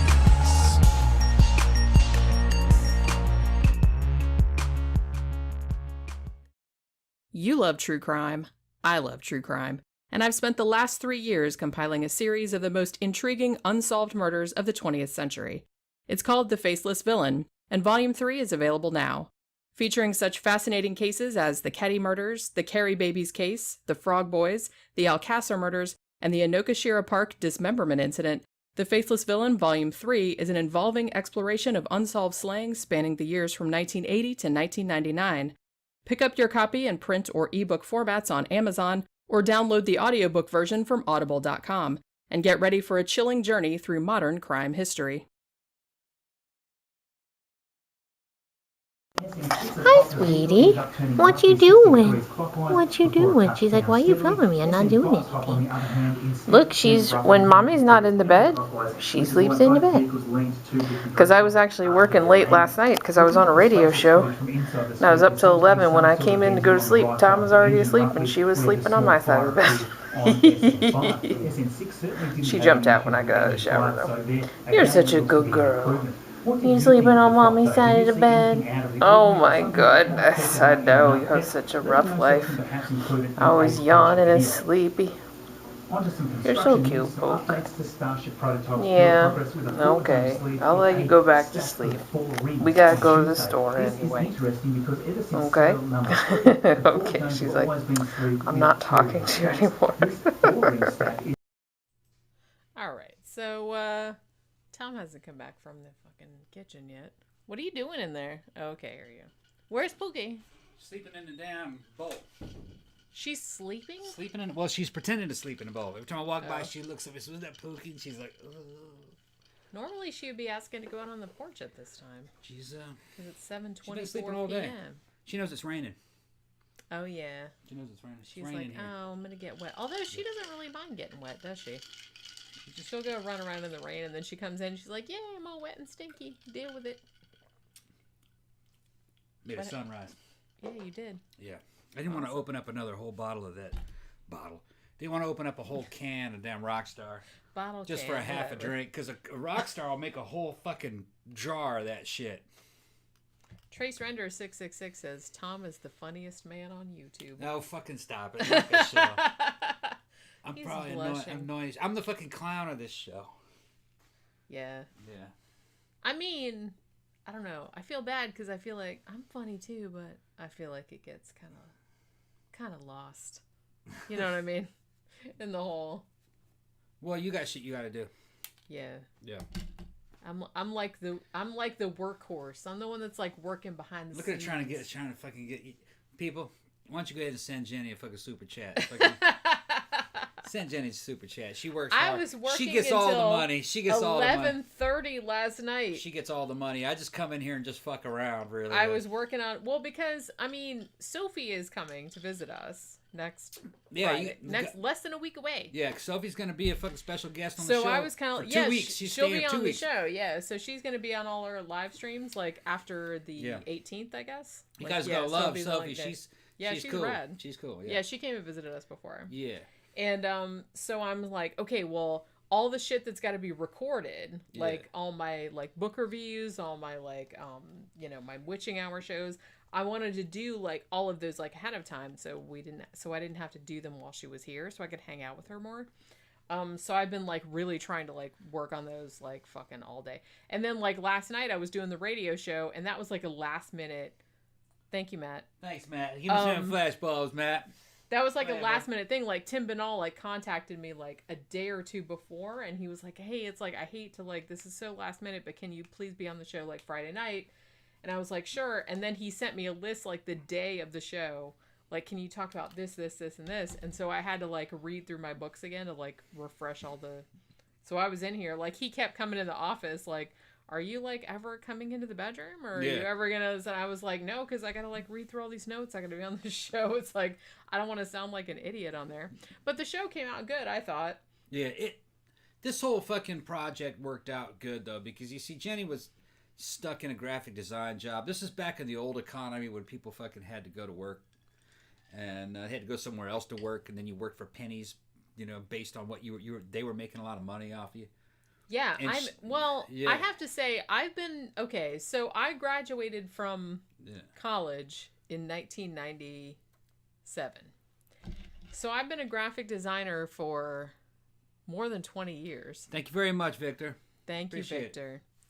And honestly, I know this is Florida and the pay is really crap down here. I never made more than $15 an hour being a graphic designer, ever. The only way like I made my bills was by freelancing on the side and doing other shit. You know what I'm saying? They're making fun of me. Remember when Tom said gorillas were good people? I think gorillas are good people. Gorillas are good people, man. They're better than most humans, I feel like. Well, better than a lot of humans. Let's say that. Not most humans. I can read eyes. And I just saw gorillas do their thing, with people and other gorillas. And I said, man, gorillas are good people, man. They're people. They're just a different kind of people. I'm just, as I'm saying. I've watched them. I gave them the people moniker. That, it's people. Well, honestly, any of the great apes, I've seen like in fucking zoos and stuff. Like I've been to Animal Kingdom, I've been to a lot of shit. And you watch like gorillas, you watch chimps and stuff. They know what's going on. You look at them in the face. Yeah, they know that is like looking at a person. Yeah, they got one down in Japan. They should probably not be locked up. You can look him up on YouTube. They got one down in Japan who's a young male gorilla. And he's got all these Japanese female fans that come and fucking show with pictures and fucking, they love it. They think this is the sexiest gorilla ever. They're kind of sexy. And he's sitting there and he that. poses for them. Yeah, and I saw a gorilla at Animal Kingdom doing that as well. He definitely knows that these Japanese girls are flirting with him. And he's sitting there just basking in it. And he's trying to show his good side. And he's doing male behavior. Yep. And he knows that these Japanese girls are That's why I think that they should not be put in zoos. Because I was at Animal Kingdom, and this was probably 10 or 11 years ago. I was at Animal Kingdom, and I was in the gorilla enclosure. You can kind of go through this underground thing, and there's these big glass windows, and you can watch like all the gorillas and stuff. And the gorilla, I was like watching him, and he very deliberately like walked to the back of the enclosure. There was kind of a tree and a little hill there, and he very deliberately laid down on the hill, and he goes, just like that. Like, while everybody was, like, looking at him, and he's like, yeah, drink me in. He was just, like, exactly like that. Yeah. And, like, his body language, his facial expressions, everything was very, very human. Yeah. And in that moment, I laughed, but I felt really, really bad that he was, like, in custody. Yeah, this whole thing about not being in zoos, though, that's an outmoded view, though, because... Well, it depends on what the zoo is like. Yeah, because I've been to a good zoo. Yeah, I've been to some zoos where... Because... Honestly, I'm not going to name what zoo it is. That's really the only safe place for them right now, because their habitat is small. If you were to empty all the zoos gorillas out, particularly. If you were to empty all the gorillas out into their real environment in Africa, they'd be overpopulated. They'd be hunted near extinction. They eat up all the food because there's a breeding population in captivity that's pretty big, and that's really the only way they're going to survive human civilization, is to be in captivity. I'm just saying that species won't survive if they have to be in captivity. You gotta have high standards. Animal Kingdom is like actually pretty good because they actually have very large, environments from that kind of approximates their natural environment, which that's fine. But I have been to some zoos. I'm not naming which ones, but I have been to some zoos where they kept some animals in cages and like little tiny. Yeah, that's not good. Which is not cool. There's fucking huge tracts of land here in the United States where they need to fucking take a lot of these things. They just make a preserve. Yeah. You keep them fenced in so they can't get out. But there's a lot of places. There's still a lot of land in the United States. Yeah, it's a big. There's a lot and Canada's vast. It's a little cold there, but you could give them a place to go when it gets for winter. Yeah, depending on the species. You go in there. Yeah, but Africa's not safe for them. It's just not. I looked at the situation on the ground. No, they're just getting poached. Yeah, I did. Humans are encroaching on them. Yeah, I've read a couple books about, gorilla species there and like people that were like working with the gorillas there. And yeah, it's not like there's preserves there. Yeah. Which fine, but the only way that those preserves can survive is by like tourists coming from the west, like that want to see gorillas, and they come and they pay, and they come to like. Yep. There's Pookie. Come up here, sweetie. I'd have those gorillas all moved to Brazil. Plenty of land in Brazil. Or they can run right in our yard. Yeah, just keep them. Dude's be like, hey man, let me in the house. I have to let him in the house. He's bigger than me. And then he fucking goes, "Where's the fridge at?" And I fucking take him over to the fridge. And he's like, "How much beer you got left?" It's like bears that like. Well, the bears in the neighborhood here, they like go in people's garages and be like, "What you got in the fridge?" Yeah. We pulled up one night. Fucking, I was coming up in the driveway, and a big ass fucking bear, fucking bigger than me, sitting there on the ground with his feet splayed out. Sitting in the driveway. Sitting in the driveway, looking at me. I said, "Dude, what are you doing?" He got up. And he goes, "Fuck it, I'm out of here." Nothing. I was just sitting in your driveway, but now you're back to his feet splayed out, like a kid. The fucker was big, man. He was about 6 feet tall. And like I said, they know how to open fridges. They know how to open car doors. Yeah. So, they don't want to hurt anybody. They just want food. They're smarter than a dog. Yeah. In between a dog and a chimp. I mean, Yeah. I'm not scared of them any more than I'm. Let's get to the fucking story, man. We're going on these damn. All right. So, what's Pookie doing back there? Oh, she's playing with the one envelope that I gave her to fuck with. She was asking for more envelopes the other day. No, you can have that one. Yeah. Because you've already torn that one up, and I can't use it. Mike was talking about monkeys in the windows of the pet store beating off all day long. Yeah, they do that. Yeah, that was another thing that, like, I love the way you go to, like, Animal Kingdom or somewhere like that, and it's like, you can't stop the monkeys from masturbating or from fucking one another. And, like, I love that families come there, they're looking through the glass, and, like, the little 5-year-old kid is, like, asking his parents, what are they doing, Mommy? They're playing. They love each other. They're playing. Which I love. I fucking love that. All right, so can I go to the bathroom now? Oh, you can go? Because I didn't. Right. No, because I didn't have time. Okay, because I thought you were running the commercials. Go ahead. I was running the commercials, but you got to talk. I got to talk? They're going to make me talk to these people? Yeah, okay, good. You're good at that, right? Go ahead, yeah. Go ahead. Look at her. Look at her. Okay. All right, let's see what's going on, everybody. All right, so I got the show. I'm at the helm. Ken goes, relax, Tom. Remember your BP. What's a BP? I thought BP, British Petroleum. What you doing, Poop? Yeah, but I wouldn't, some people are like anti-zoo. Some of those animals are fucking endangered. They're, where they are in their environments, they're being encroached on by humans. And then the land can't support them. There's not enough of their natural habitat left. So, it's kind of like those tigers. Like, I wasn't big into fucking old Tiger Man. But he had a lot of tigers. Those tigers never would have lived, You can't release that many tigers. They'd fucking... the land can't support them. So, a lot of these animals are just going to be bred in captivity and kept in captivity.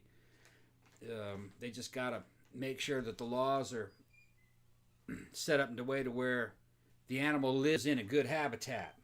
That's the only way. There, she's back.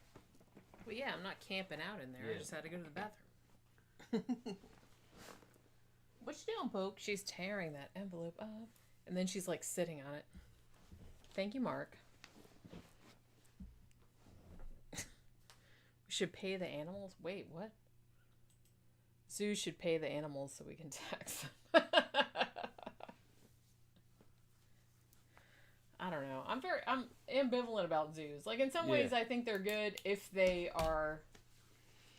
have sufficient space to provide habitat for the animals and provide care for them. But if you're just gonna, like, cram them in some tiny cage and, like, make money off a bunch of yokels coming to see them, then that's not good. They're talking about my blood pressure. Now, my blood pressure's good now. Is it? Have you have you checked it lately? Oh, man, last time I checked it, that shit was so fucking good. I still take the blood pressure medicine, but I probably don't need it. I really just take it because it fucking gets rid of your... It's like a water pill. Yeah, I know. And I look more handsome with that shit. I took that on and all of a sudden, start getting like better definition and shit. Bodybuilders will take like a fucking big dose of that before they go to the show, and they piss out all their water, and then they fucking... Yeah, and they like don't drink. They don't drink, and they fucking like look at my fucking Yeah, I'm really thirsty now. Yeah, I'm really thirsty, but I gotta do this show. Yeah. I can't do that, man. They got anorexia. I know. I have a thing where it's like, I drink like big... Every morning I come in here, I have a huge glass of water, and I refill it like many times during the day. So I drink a lot of water during the day, but I feel like I'm always thirsty. It was just probably not good. Yeah. That's a symptom of diabetes, but last time I checked, I didn't have diabetes because it runs in my family, so I always get it checked, like every time I go for a thing, and I don't have it yet, but we'll see.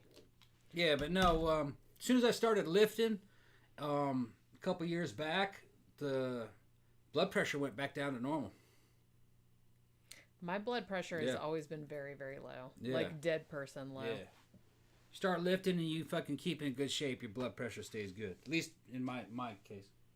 Like a few times, like when I used to go to the doctor, they'd be like, "Is this even working? Like, why?"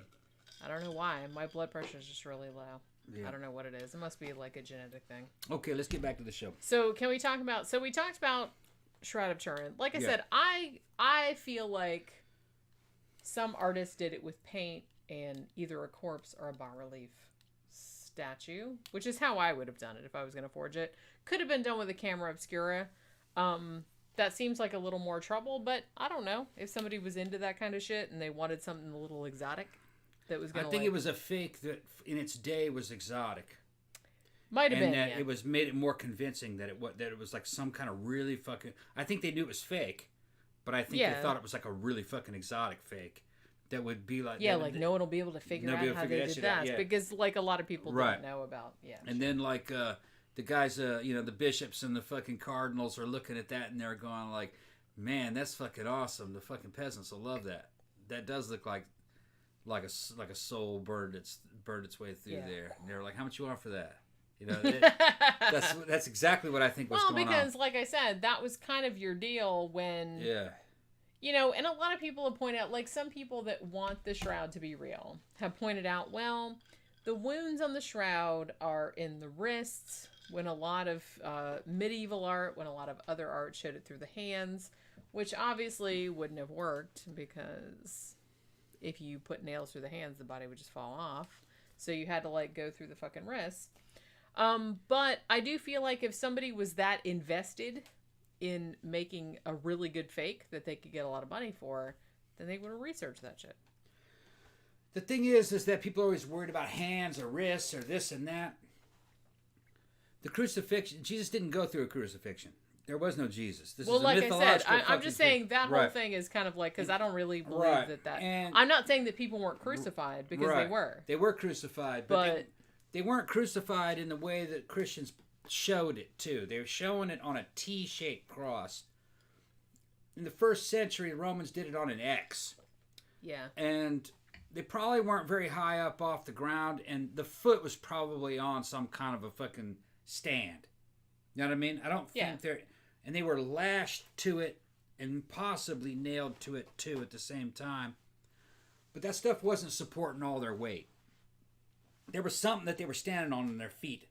Yeah. They didn't want them falling off because you could escape. Yeah. You know? Yeah, because, like, even if you just put it through your hands, like, and you just, like, slipped off, you could be like, bye. Bye, and you go. So there's a lot of stuff Fuck to you, that. Romans. Yeah. And I they usually were, like what ISIS would do. They'd be like lashed to it. They weren't too fucking high off the ground. They were guarded because usually it took days to die from it. There wasn't enough damage on the body. You were there like almost as an example. You were an example to like for other people to look at. Yeah, it was people. The idea is that people walked by and saw you and you were fucking suffering and shit. And fucking, you know what I mean? Yeah, I don't want to go through that. Right. It was like a long public fucking punishment, corporal punishment, or capital punishment. And where this is supposedly happening, Golgotha and everything, they think they know where this is. What you doing, Pook? She's eating your table. But evidently, I don't know. I probably don't want to commit to that, but I was thinking that some of the stuff that I've heard about, it's kind of there's kind of conflicting information to where that wasn't really where people were executed. That was more like the garbage dump.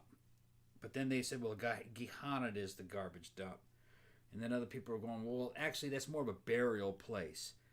So the place where it's supposed to be taking place, Golgotha. That's where it's supposed to be happening. I've heard that that's kind of a sketchy location. Like it probably didn't happen there. Because it didn't happen. From an archaeological standpoint, they can't really find a lot of actually solid evidence of a lot of the shit in the Bible. I mean, a lot of the shit that was described in there, they can't find any archaeological evidence. Whoever wrote the New Testament was kind of sketchy about the geography of the areas. Yeah, he's like, They're describing walking from one place to another a lot in just a few days when it would be more like a week or so, or maybe like a couple weeks. whoever's telling these stories has never been to these locations, but that checks out for like an early, second or third it was like century. if you were writing a story and you didn't do like any research about the exactly. geography. It's like, hey, I'm writing a story about like this fucking city in Washington State, and I've never been there. Well, how could you do research in those days? I mean, they didn't even have real good maps in those days. Well, and by the same extent, like nobody that was reading it could check up on your shit. Yeah. Either. So, you could write whatever you wanted. All these stories became more credible as time went on and things were forgotten. You know what I'm talking about? It's like the Holy Land. Well, where the fuck is this? Nazareth. Was he from Nazareth, or is he from Bethlehem, or is he from Judea? Well, it's all. Even though those are all different places. It was all the same place. Yeah. So is he Jesus of like the suburbs. Nazareth, or is he Jesus from Bethlehem, or is he is he from the area of Judea? Now the whole thing about Nazareth, if I remember, is that there was some kind of a prophecy. They were saying that in the Christian writings it says that Jesus was a Nazarene, basically. Okay, and I'm not even sure, that might be extra canonical now. I'm not sure that's in the canon, but Jesus was. It keeps referring to Jesus as Jesus the Nazarene. So later, early early Christian or late Roman period Christians are going, where the hell, he's a Nazarene, where the hell's Nazareth? As if that's a place. And most scholars now believe that Nazarene is not a place. Nazarene was a sect. It was a sect of proto-Christians or late Jews.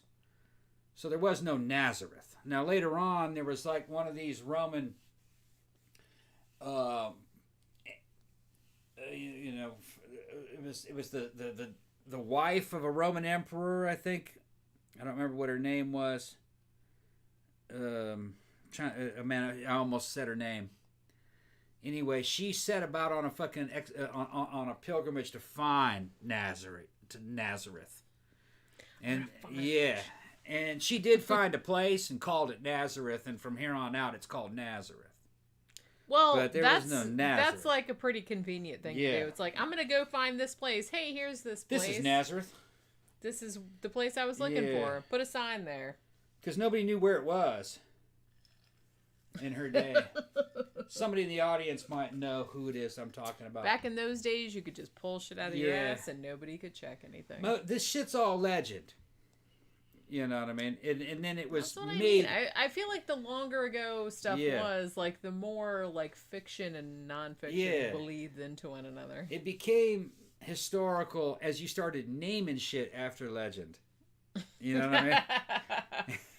And then now everybody's like, oh, well, this place Nazareth here. is right there. But it's like, that place wasn't named that until a lot later. And it was just like random. Like somebody just came to a place and was like, yeah, actually, I'm tired. she was a Roman. I think that was more like the time of. I think that might have been. I'm tired. I'm gonna stop for a snack. This is Nazareth right here.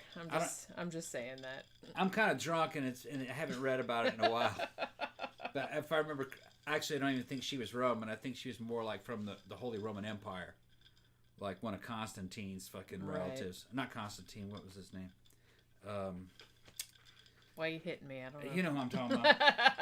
Dude who had all the wives. Dude had formed the fucking... That's not narrowing it down very much. That's not narrowing it down.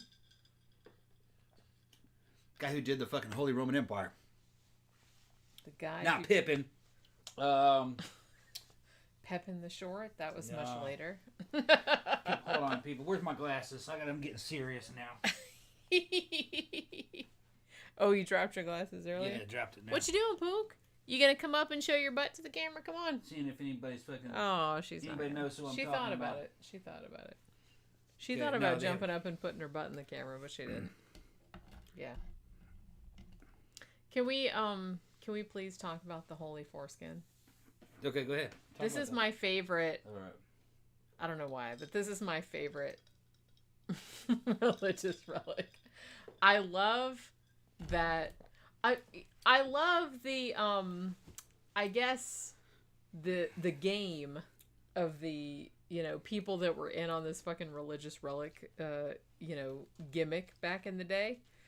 And they're sitting there, like, they're reading through the Bible. It's like, okay, like, what can we, like, sell as a relic? Okay, so we can't do, like, toes or fingers or nothing like that because Jesus was supposed to be ascended to heaven. So what's left? Like, what kind of bodily shit? Because that's going to be better than stuff that just, like, touched his body, like the Shroud of Turin or, like, the Crown of Thorns or whatever. So we need something that's, like, part of his body. That's going to be, like, way better. So we can sell that for a lot more. So it's like, dude, he was Jewish, right? Yeah. Which means that He's he the got foreskin. circumcised. Where's that so it's foreskin? like, where's that foreskin at? Oh my God. That's it. You're a genius. So I kind of feel like that was like the fucking mindset behind that shit. Yeah. So in that way, I'm kind of like, I respect that. Yeah, what you doing, Pope? But so I feel like, so as I said, there's like the holy foreskin or prepuce as it was called. There were at one time about, as far as I know, about 13 of these like circulating around Europe around that Well, there time. was a lot of kids getting circumcised. They're like, let me get that circumcised. That's what I mean. It's like, save that. Yeah. Which is like, it's hilarious, but that must have been what happened. Yeah. It's like, we have to save that so like later on we can like sell it to some churches like this is because it's like, it's not like they can check. Right. Can't do a DNA test. That's what I mean. They can't check. Imagine just a little bitty tiny piece of skin, right? Off a little fucking newborn. Fucking surviving for fucking 1,500 years. 1,600 years. I ain't buying that shit. The thing that cracks What'd they do? They put that shit, they must have pickled that shit. So the thing that cracks me up about I this, don't even think you and could like, pickle. look, like in the Middle Ages, like even some fucking like, revered like, Middle Ages like painters and stuff like that did paintings of Jesus getting circumcised with like, here's the baby, and it was like my favorite one. I can't remember like who painted it. Was it Tintoretto? I can't even remember. But whoever painted it, like the face on the baby is the best. He's just kind of like looking like, are you really fucking doing this right now? Because they're like clipping it up with like the fucking hedge clippers or whatever. And he's just like, what are you doing? It's like, seriously, bro? All right. And like the look on his face is just like hilarious to me.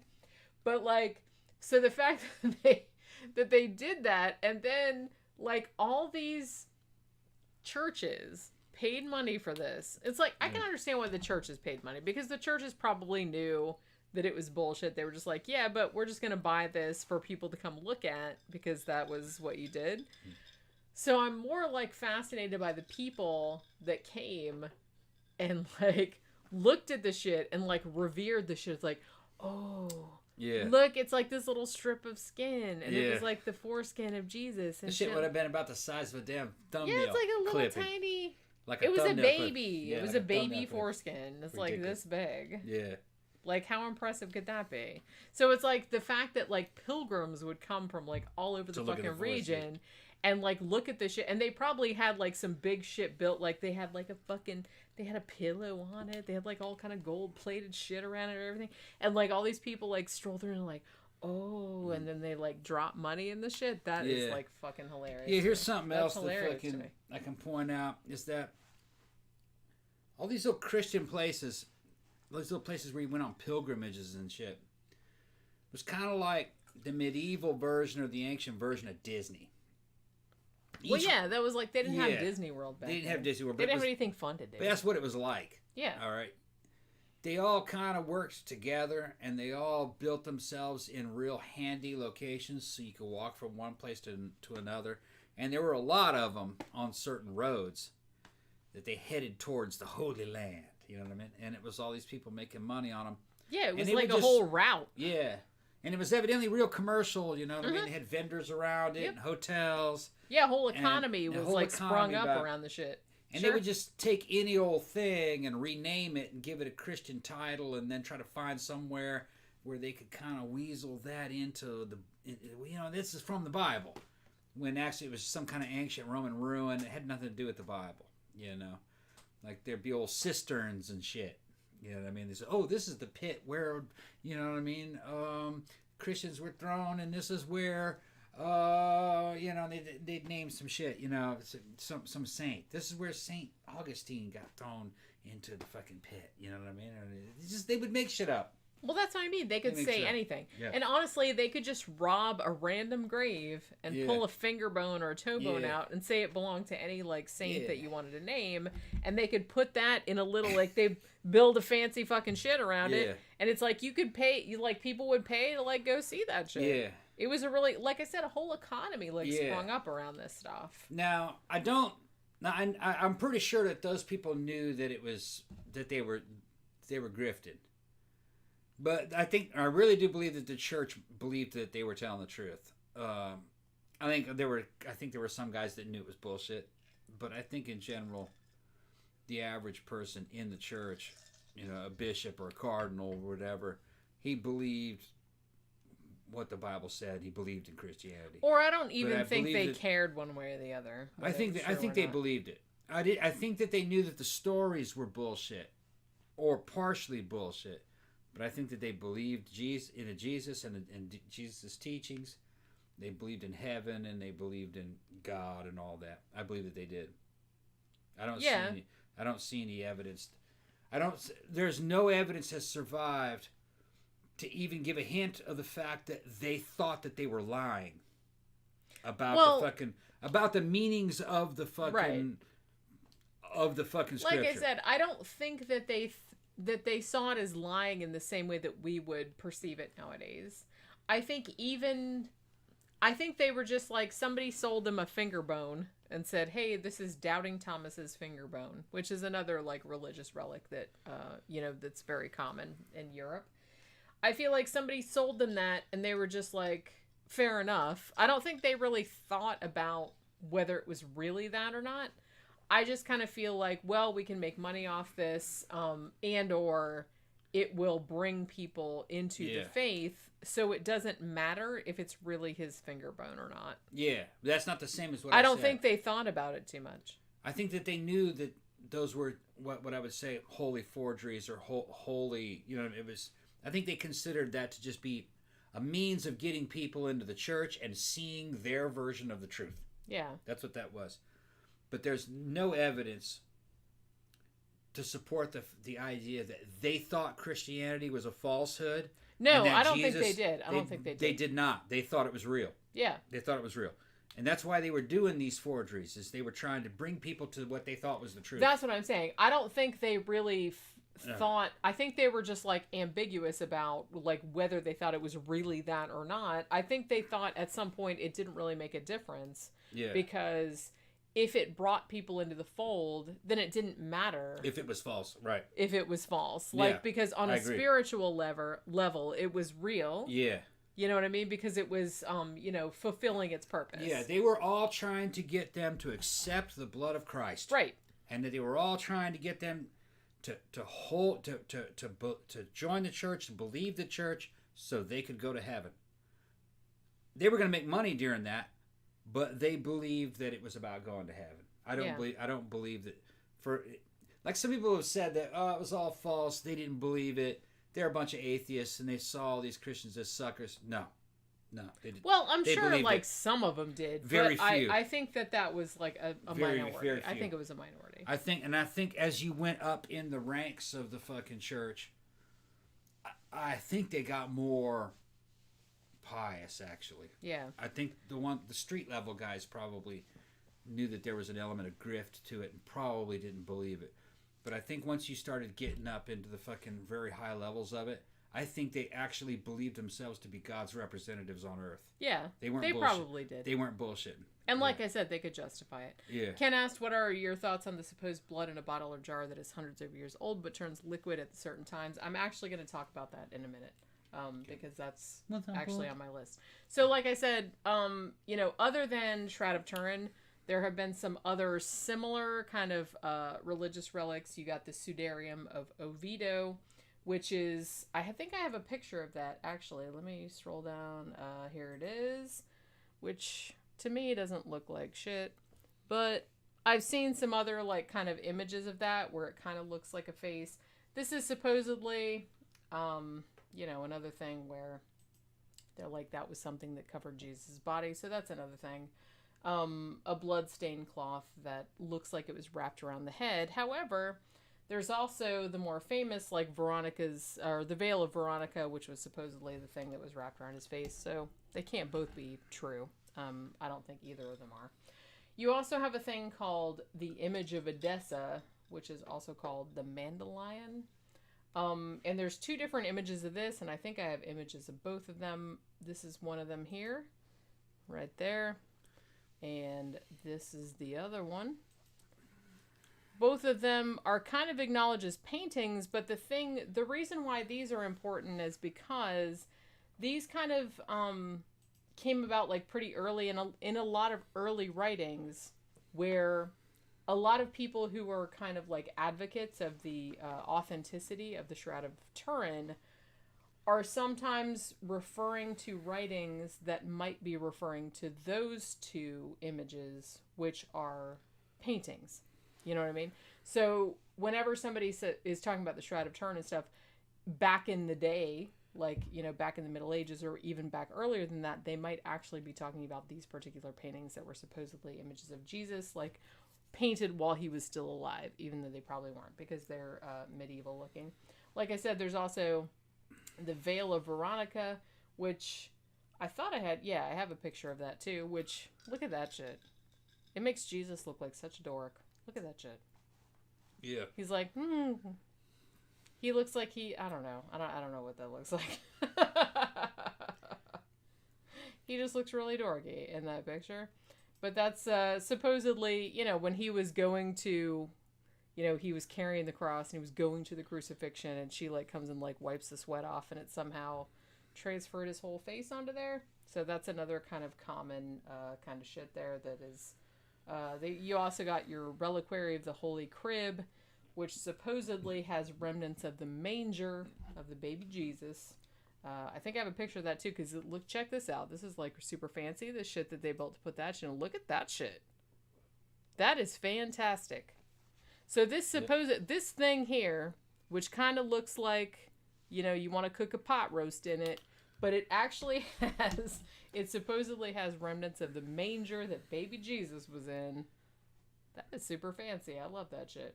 I tell you what, if the stories of the baby Jesus are historical, that baby would have been nowhere near anything like that.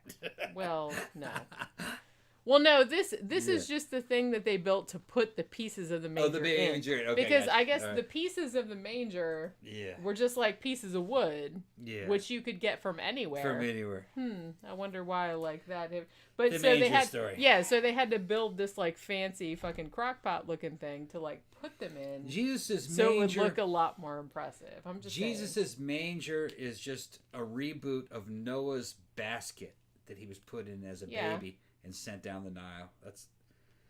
That's all that is.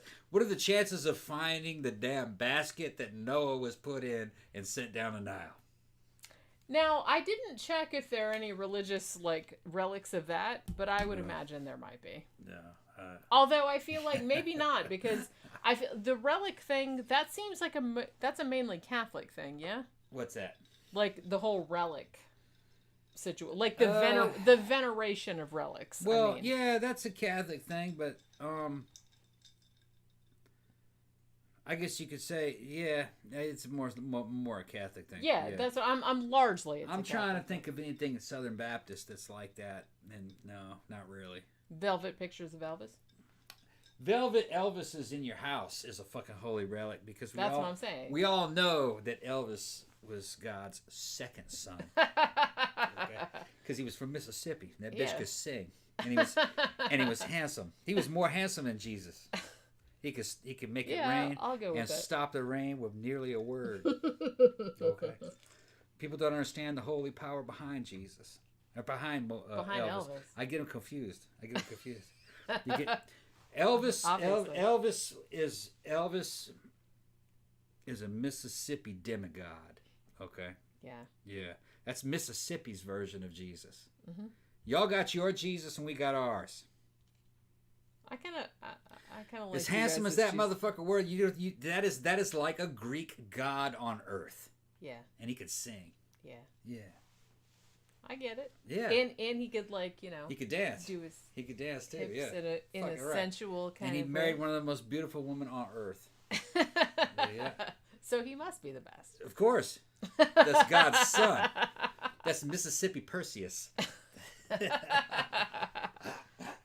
got you. Got it? You understand it now? Yeah. Even Billy Idol recognized. Everybody Billy recognized. Idol recognized. Didn't Elvis die on the toilet eating hamburger? We're not going to talk about that. Was he didn't die. eating on the toilet though? He didn't die. That's all false. That's all false. He staged his own death. Okay. And then he lived for a long time, and then he transcribed himself to heaven.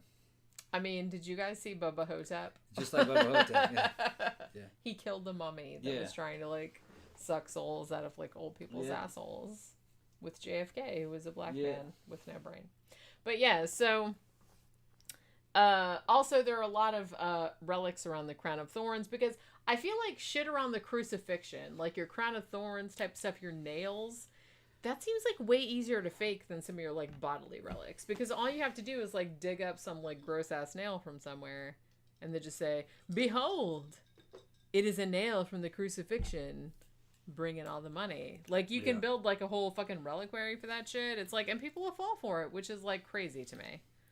Even probably nowadays, I have seen on eBay, people are still selling shit that is supposedly like necklaces and shit like that are supposedly made with like pieces of the true cross. Genuine. Even back in the pieces. old days, even back in the fucking 18th century, people were making jokes about you could build a whole fucking building out of like the pieces of the true cross that were like floating around out there, because shit was everywhere. You could build the whole sequoia redwood forest out of all the fucking pieces of that.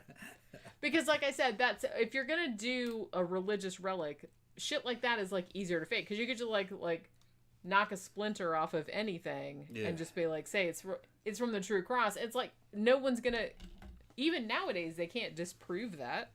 You can't disprove that. Carbon dating. Well, yeah, but nowadays you can, but back then you couldn't. Back then they didn't care. Right. I think they didn't care. I don't think they cared. I think they just liked the idea of it being that. Those people were just as worldly, I think, as we are today. What they were doing is that they were going to tourist spots along Christian pilgrimages, and they were being sold little things off table. Look, I got a piece of the original cross, and you bought it. You bought it as kind of like a votive offering type of deal. Yeah. It was to prove your faith more than anything else. And it was like kind of like buying a souvenir of something. Like you've been on a pilgrimage. Yeah. And it was like buying a postcard when you went to a different city. I'm pretty sure they sold that with a wink. They were wink. You know what I mean? I don't think they took it seriously. It's kind of like we're living in a world that was very religious. There was a whole industry behind it. This was the medium of the day. They liked this kind of shit. It didn't have to be real. It was. I think they enjoyed a fakeness to it. Actually, I think it was considered to be like high tech and sensational, and it was. I think it was more about proving your allegiance to your religion and virtue signaling. That's a good way to put it. It's virtue signaling. Yeah, because you went there, you bought it, you got it. Everybody sees that you have it. You did it. It's virtue signaling. It's kind of like going to a concert and buying a shirt. Yeah. Or, maybe more germane, going to St. Augustine and buying a, like a screw or something like from a pirate ship. Mm-hmm. You know what I mean? You know it's not from a pirate ship. Right. But it's like, you're showing off. You like buy into like the fantasy. Exactly. And it's only a couple of dollars. Yeah. It's like, it's not that big a deal. And you can show, look, I went to Senate, like, isn't that fun? That's what I think they're doing. That's what I think they're doing. I kind of feel like, well, I don't know. Like, maybe back in the day they did kind of believe it, but I do kind of feel like the other half of them was just kind of like, it's just kind of fun. We just took a trip and that was just kind of like... Okay, here's a souvenir. Here's a more modern example, okay? Adolf Hitler and the Nazis did everything they could do to get hold of certain things, one of them being like the Spear of Destiny. They knew that shit was fucking bullshit. It was more about virtue signaling. It was about showing that they had all these items. You know what I mean? They knew that they were. It's public relations. It didn't have any, they knew that shit wasn't true. But that's what these pilgrims are doing. Like you said, it's just virtue signaling. And it might be an idea too. It's like maybe it's real, but they don't really think it is. But it's like you like to think about that maybe it is. It's just like that shit you kind of like when you buy a lottery ticket and you're like, this is the winning one. Or maybe the people of our generation, it's when you go on that home shopping network and you're buying like, you know, they were selling that kind of shit off that too. Yeah. The true Jesus cross from Bethlehem. From I saw some water from the fucking, you know, from the fucking Dead Sea. Yeah, in it. I saw some of from the Dead Sea Scrolls. And they're going on, they're going to sell you some fucking piece of shit vial of fucking water from the Dead Sea and fucking why didn't I get scroll and a scroll. I'd be a millionaire by with now. the fucking 10 Commandments on it inside a glass fucking jar. And then they're gonna sell you some Moses imagery. It's all about packaging, it's man. Packaging. It's packaging. That's what they're doing. If you like pay for that packaging to look good, people will pay for that. And then you take that back to your village in fucking, you know, in Florence or your little village in fucking, you know, Saxony somewhere. You go, look, I went to the Holy Lands. Look what I got. Yeah, but it's like, Jesus gave me this. It's Jesus gave me this. It's like boring people with your slides of your vacation that you took. Yeah. You know what I mean?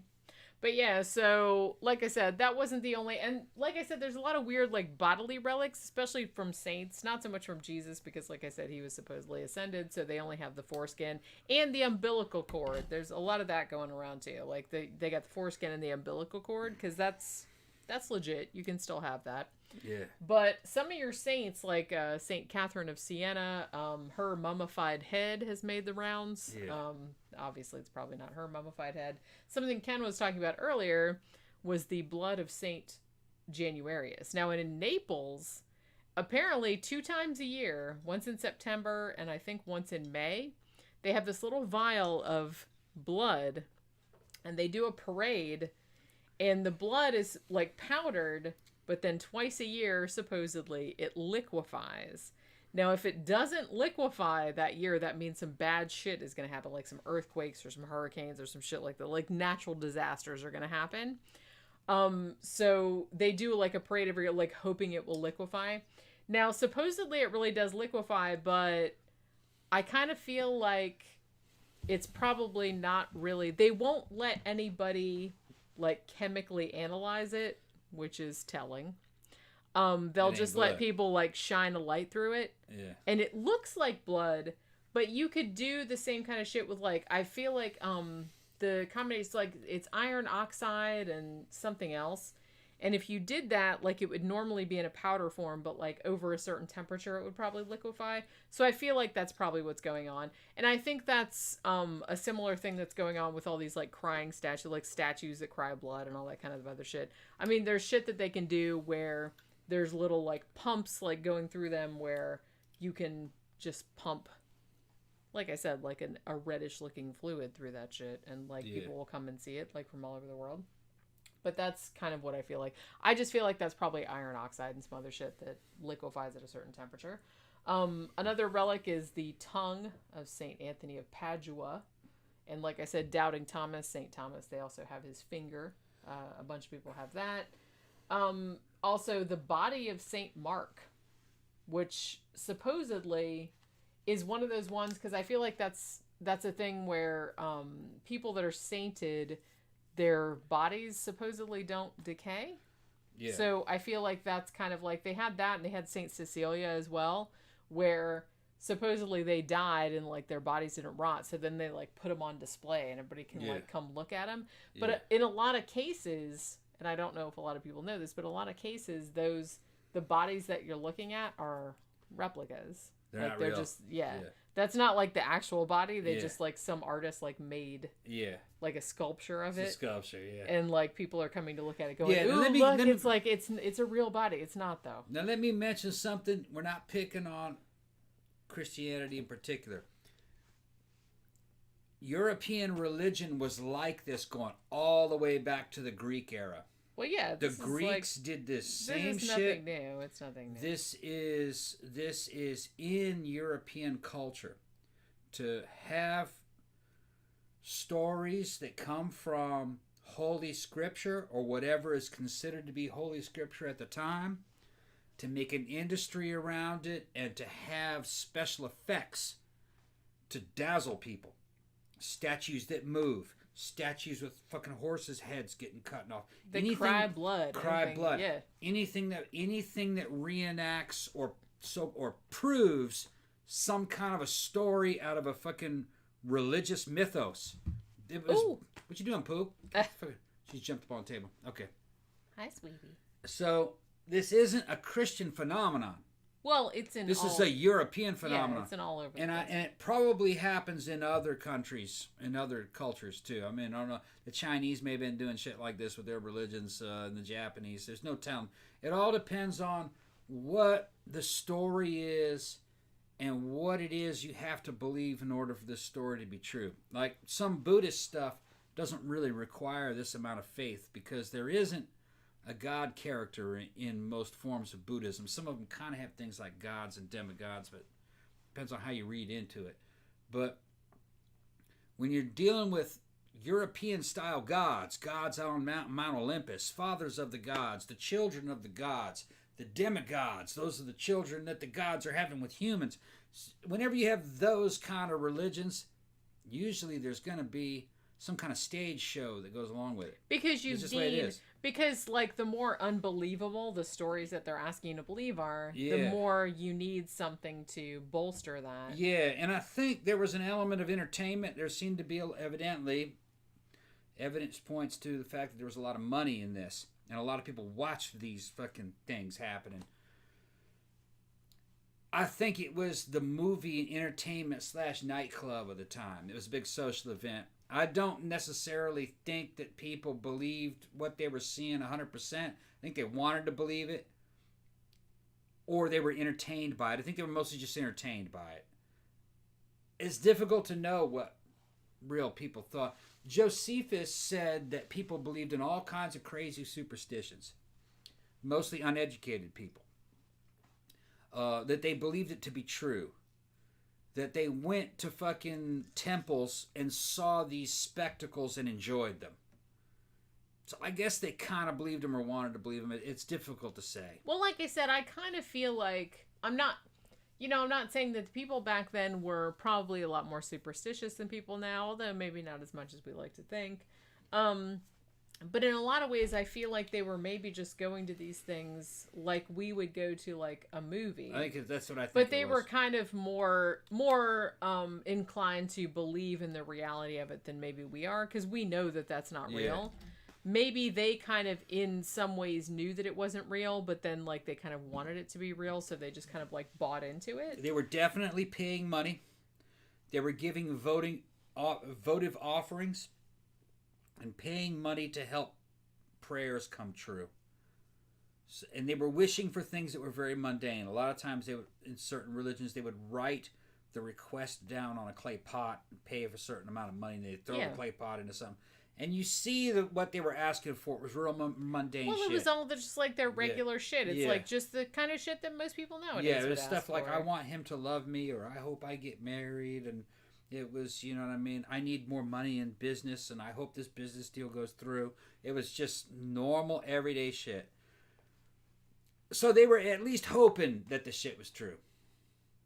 They were just, I feel like they were probably just people nowadays, like people wishing nowadays. well stuff. Yeah, we're like just covering all their bases. Yeah, it's like this is probably not gonna. It might not might work, help. But it's not gonna hurt anything. Growing up in Brazil and having friends that were both Catholic and believed in Macumba, I went to some Macumba rituals, which Macumba church is a fucking trip. I actually like Macumba church better than Christian church. It looks fun, actually. Yeah, you know, you go in and they're fucking dancing and they have the fucking samba music going and the girls are fucking speaking in tongues and smoking on the cigars and blowing, and the Macumba priest is there and fucking shaking hands, and you're giving him money, and you got the chickens and shit, and they're killing the chicken on the fucking things. And you know that this is about buying a prayer. You know what I mean? You know it's about, and then you got this guy's an intermediary to the spirit world. You know what it is, and it's still basically what a priest is. Yeah. I'm here in your church, and I'm gonna pray, and hopefully this shit'll work out because I'm here with you. Yeah. You're representing God. Like I said, you're covering your bases. Right. It doesn't hurt anything. Macumba church in Brazil was like more so because it was like the people's church. Yeah. You know what I'm talking about? And he was more in the underground. It was like some shit out of James Bond, man. I was a kid, man, fucking listening to the damn, fucking Duran 1 minute, and next thing you know, I'm hungry like a wolf 1 minute, next minute I'm in the Macumba church. It was a trip, I liked it. The 80s were weird. Yeah, 80s was a weird time. It was, I knew Macumba was bullshit, but I wanted to believe it, and it seemed fun at the time, and maybe it would help. Yeah. Everybody around me says this shit will help. You know what I mean? Well, like I said, I kind of feel like even people nowadays that say they get to a crossroads in their life, they're not really sure what to do. And it's like, they'll pay $20-$30, they'll go to a psychic.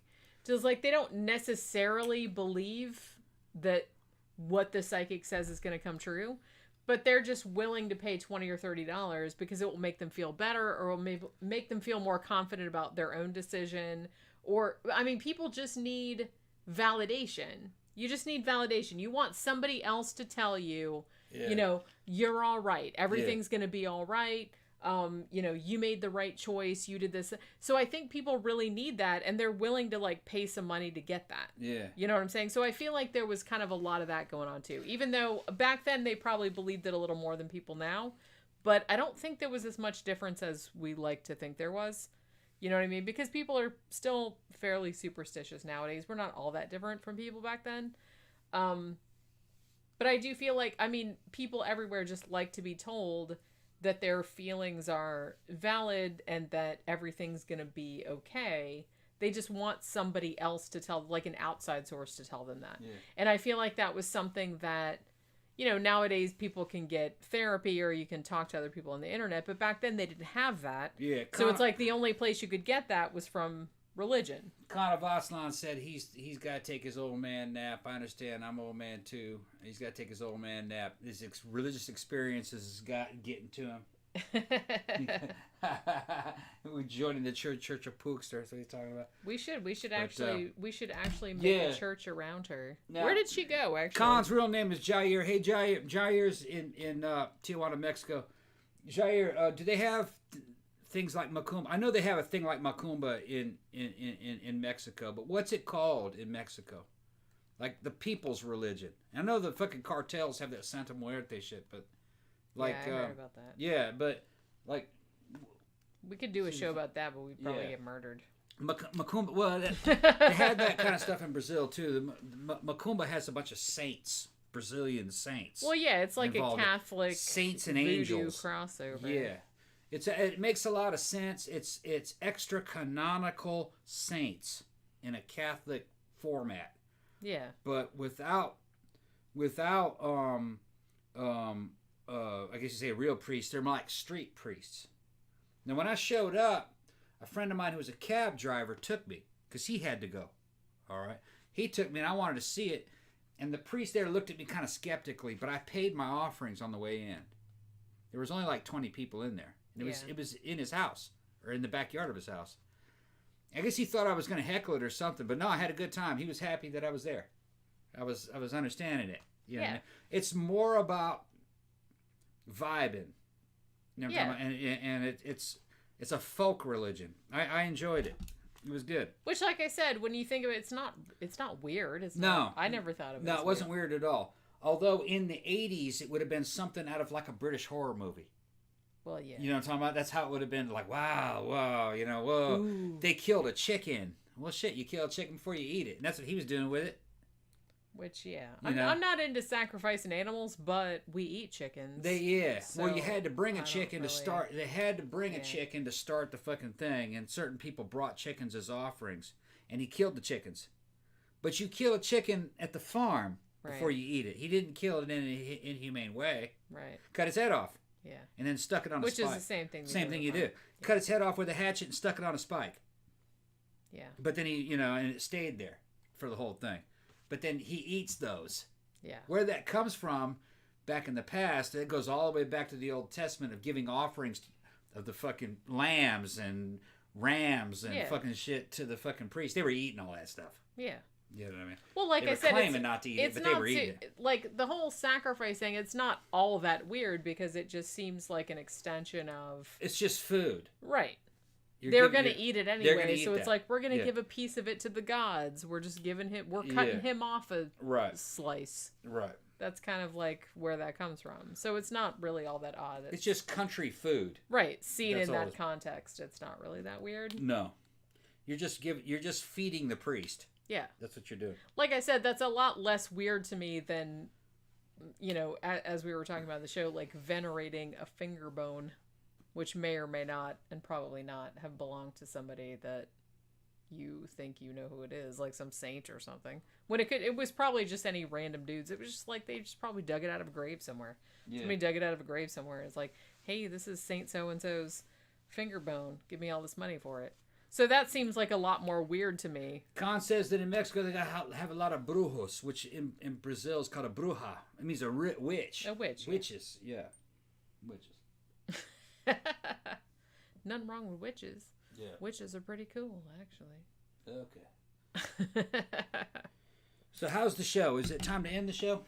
3 hours and 34 Yeah, it's minutes. time to end the damn show. Oh my goodness. I think we've talked about it enough. We did good, actually. Yeah. It's funny because I think DJ Maniac came in about the 2 hour point or the 2 hour 2.5 hour point, and he's like, hey, I just got here. How drunk are you two? Yeah, you're pretty fucked up. So we're still doing good, though. Shroud of Turin. It's a fake. It's an interesting fake, though. It's a good fake. Like I said, I'm more interested in how it was done. Yeah. I'm fascinated by how it was. I don't really think it was like, because I don't even think Jesus was a real person, so that's like not even an issue. But I'm interested in, because like I said, I'm interested in art forgeries and how that kind of shit was done. So I'm interested in it from a cultural standpoint, like a cultural context. I'm interested in it from that point of view, but I don't really think of it as a religious relic. I just think of it as like an art piece. I'm the same way. It's some kind of a fucking religious art piece done by people who were, purchased by people who were pious. Yeah. People who did it may have not have been pious. And like I said, even shit that supposedly was a real relic, like the Veil of Veronica, they even know that certain popes commissioned copies of those, like to kind of go on tour, like put them in different churches, so they knowingly made fakes of things. Yeah, you needed special effects for the right, believers. and that's exactly why that's how they justified it. Yeah. They basically said, well, we need like an image or something like to show people so that they can understand, right? And so they will come to the faith. So they didn't think of it as like fooling anybody. No. They just thought of it as like a visual aid, like I said. It's like a representation of what they're talking about. It would be just like today making a movie like Temptation of Christ. Yeah. It's not a fucking hoax or a fraud. Yeah, no one's trying to like defraud anyone. They're trying to just show you the damn story, and that's what they're doing with this. So they were respectful to the faith, I believe. And whoever made it obviously did a lot of research into, because he got the thing with the wrists right. He got like all the wounds right. He got all that kind of shit right. There's some shit he got wrong, like the proportions and the way the blood was and stuff. But he actually, whoever did it, he or she, I don't know who did it, but whoever did it obviously did a lot of research and put a lot of thought into it. And as far as Christ myth theory goes, if there was a historical Jesus, nothing of him remains. It's not in the scriptures. What's there now is the official Jesus, and it's very much borrowed from a bunch of other traditions. It's Jesus TM. And knowing how literature and religious literature is formed, and we can get into that later when we talk about Mormonism, because Mormonism and actually Scientology are great examples of how religions are built. And once you understand, those are kind of fascinating examples, because those are religions that formed in our lifetime, Right. or a little bit before our lifetime, so we can kind of see how it's developing, like in real time, kind of. And once you understand how religions are built, you start to think that the chances of there being a historical man named Jesus of Nazareth, the one they're talking about in those stories, Yeah, it's like even if there was a real guy named that at that time period, that's not the dude that they're talking about. That's not who's in the Bible. Yeah. It'd That's like a whole like synchronization of like a whole bunch of different it would be fictional and maybe real people. A good modern equivalent would be like, well, of course there's a Superman. He was based on a young Jewish boy living in New York. Yeah. He wrote it. They're like, well, that's not Superman. Superman can fucking fly. He came from fucking Krypton. You know, he did all kinds of other shit. That's not Superman. That's a Jewish kid living in New York writing about Superman. That's the difference. Yeah. All right. Because of religious traditions in Rome, 99.99999999999% there was no historical Jesus. This is a mythological creation in a story. You're hemorrhaging an archangel like Gabriel. That's what you're doing. Yeah. That's what they're talking. And that's what I believe the original Christianity was. It was an angel above Gabriel that sat at the right hand of God, and the other angels, his brothers, killed him. And the blood could wash away a man's sin. And it happened on Passover, just like a scapegoat ritual from Jewish blood magic. Yeah. And if you accept the sacrifice, no matter where you are, who you are, your sins will be washed free, and you will not have to stand judgment based upon Mosaic law, that no one could pass those standards. So you're being saved by grace, not by the law. Yeah, because Jesus is basically saying, yeah, you're right. Yeah. And it wasn't, and the religion was not made for your average Roman when it first started. It was made for Jews living in Rome. It was a way of Jews that had lived in Rome for generations to kind of get out of Judaism and be in a more Roman-style version of Judaism. That's what they're doing. Yeah. It would be like, imagine if you had Muslims in the United States for 100 and 150 years. They're Americanized in every way except for that religion. They say, you know what? Let's change this religion a little bit around. Change it around a little bit to make it more American. Well, to more fit with the lifestyle. To more fit with the lifestyle. Sure. That's what they're doing. It's but Jews. That's what people do. They adapt. That's what people do. Yeah. They adapt to the situation. That's what happened. And I kind of feel like that's kind of... Yeah. Sorry, it's like everybody's talking about... whatever word that is they're saying in Young Frankenstein when the horse whinnies. Frau Blucher. That's what they say. That's that woman's name. I don't know if it means glue or not, but that would be funny if it was. Now I want to watch Young Frankenstein again. Then Alex said, you can't go around getting fucked by horses. Some things are self-evident. You would think. Somebody's asking why a Jew I've seen some porn like that, though. Somebody's asking why a Jew was named Jesus. Well, that wasn't his name originally. That's just like the translation of it, is it not? No. There was a... during that period, there was a bunch of extra canonical fucking, I guess, a good way to... fan fiction. That's a good way to put it. Yeah, fan fiction. There was Jewish fan fiction about the sons of God. It gave all the fucking names of all those 72 angels. All right. The top one was called Jesus, evidently. So it was the angel Jesus. He was above Gabriel. That's why he's called that. And it's funny because in certain parts of the New Testament, it says the angel of Jesus. It says it several times. The angel of Jesus. Yeah. After so he he had was died. just one of those. Yeah. After he had died, he was called the angel of Jesus appeared. So that's giving it away right there. Okay. Jesus was an angel originally. Yeah. Yeah. Above Gabriel. The Son of God. Because they were all sons of God. Boss. He could tell him He what was to the do. head son of God that sat at the right hand of God's throne. He was like the assistant manager. Yeah, he was above Gabriel. His name was Jesus.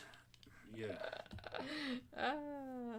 All right. Well, We can go ahead and shut this off. I guess so. Holy crap. We've been No, going on been for on almost forever. 4 hours. I had no idea that it was going to go on this long. I didn't know there was so much. Well, I figured because, you know, we're all into the Jesus mythicism thing, so I figured you would go off on that. Yeah, so I guess we've been going on for 3 hours and 45 minutes. We're a little bit fucked up. Not too fucked up. I've been way more fucked up than this on the show.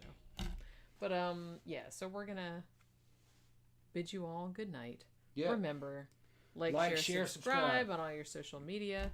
If you'd like to financially support the show, please go to our Patreon, patreon.com/13o'clock podcast.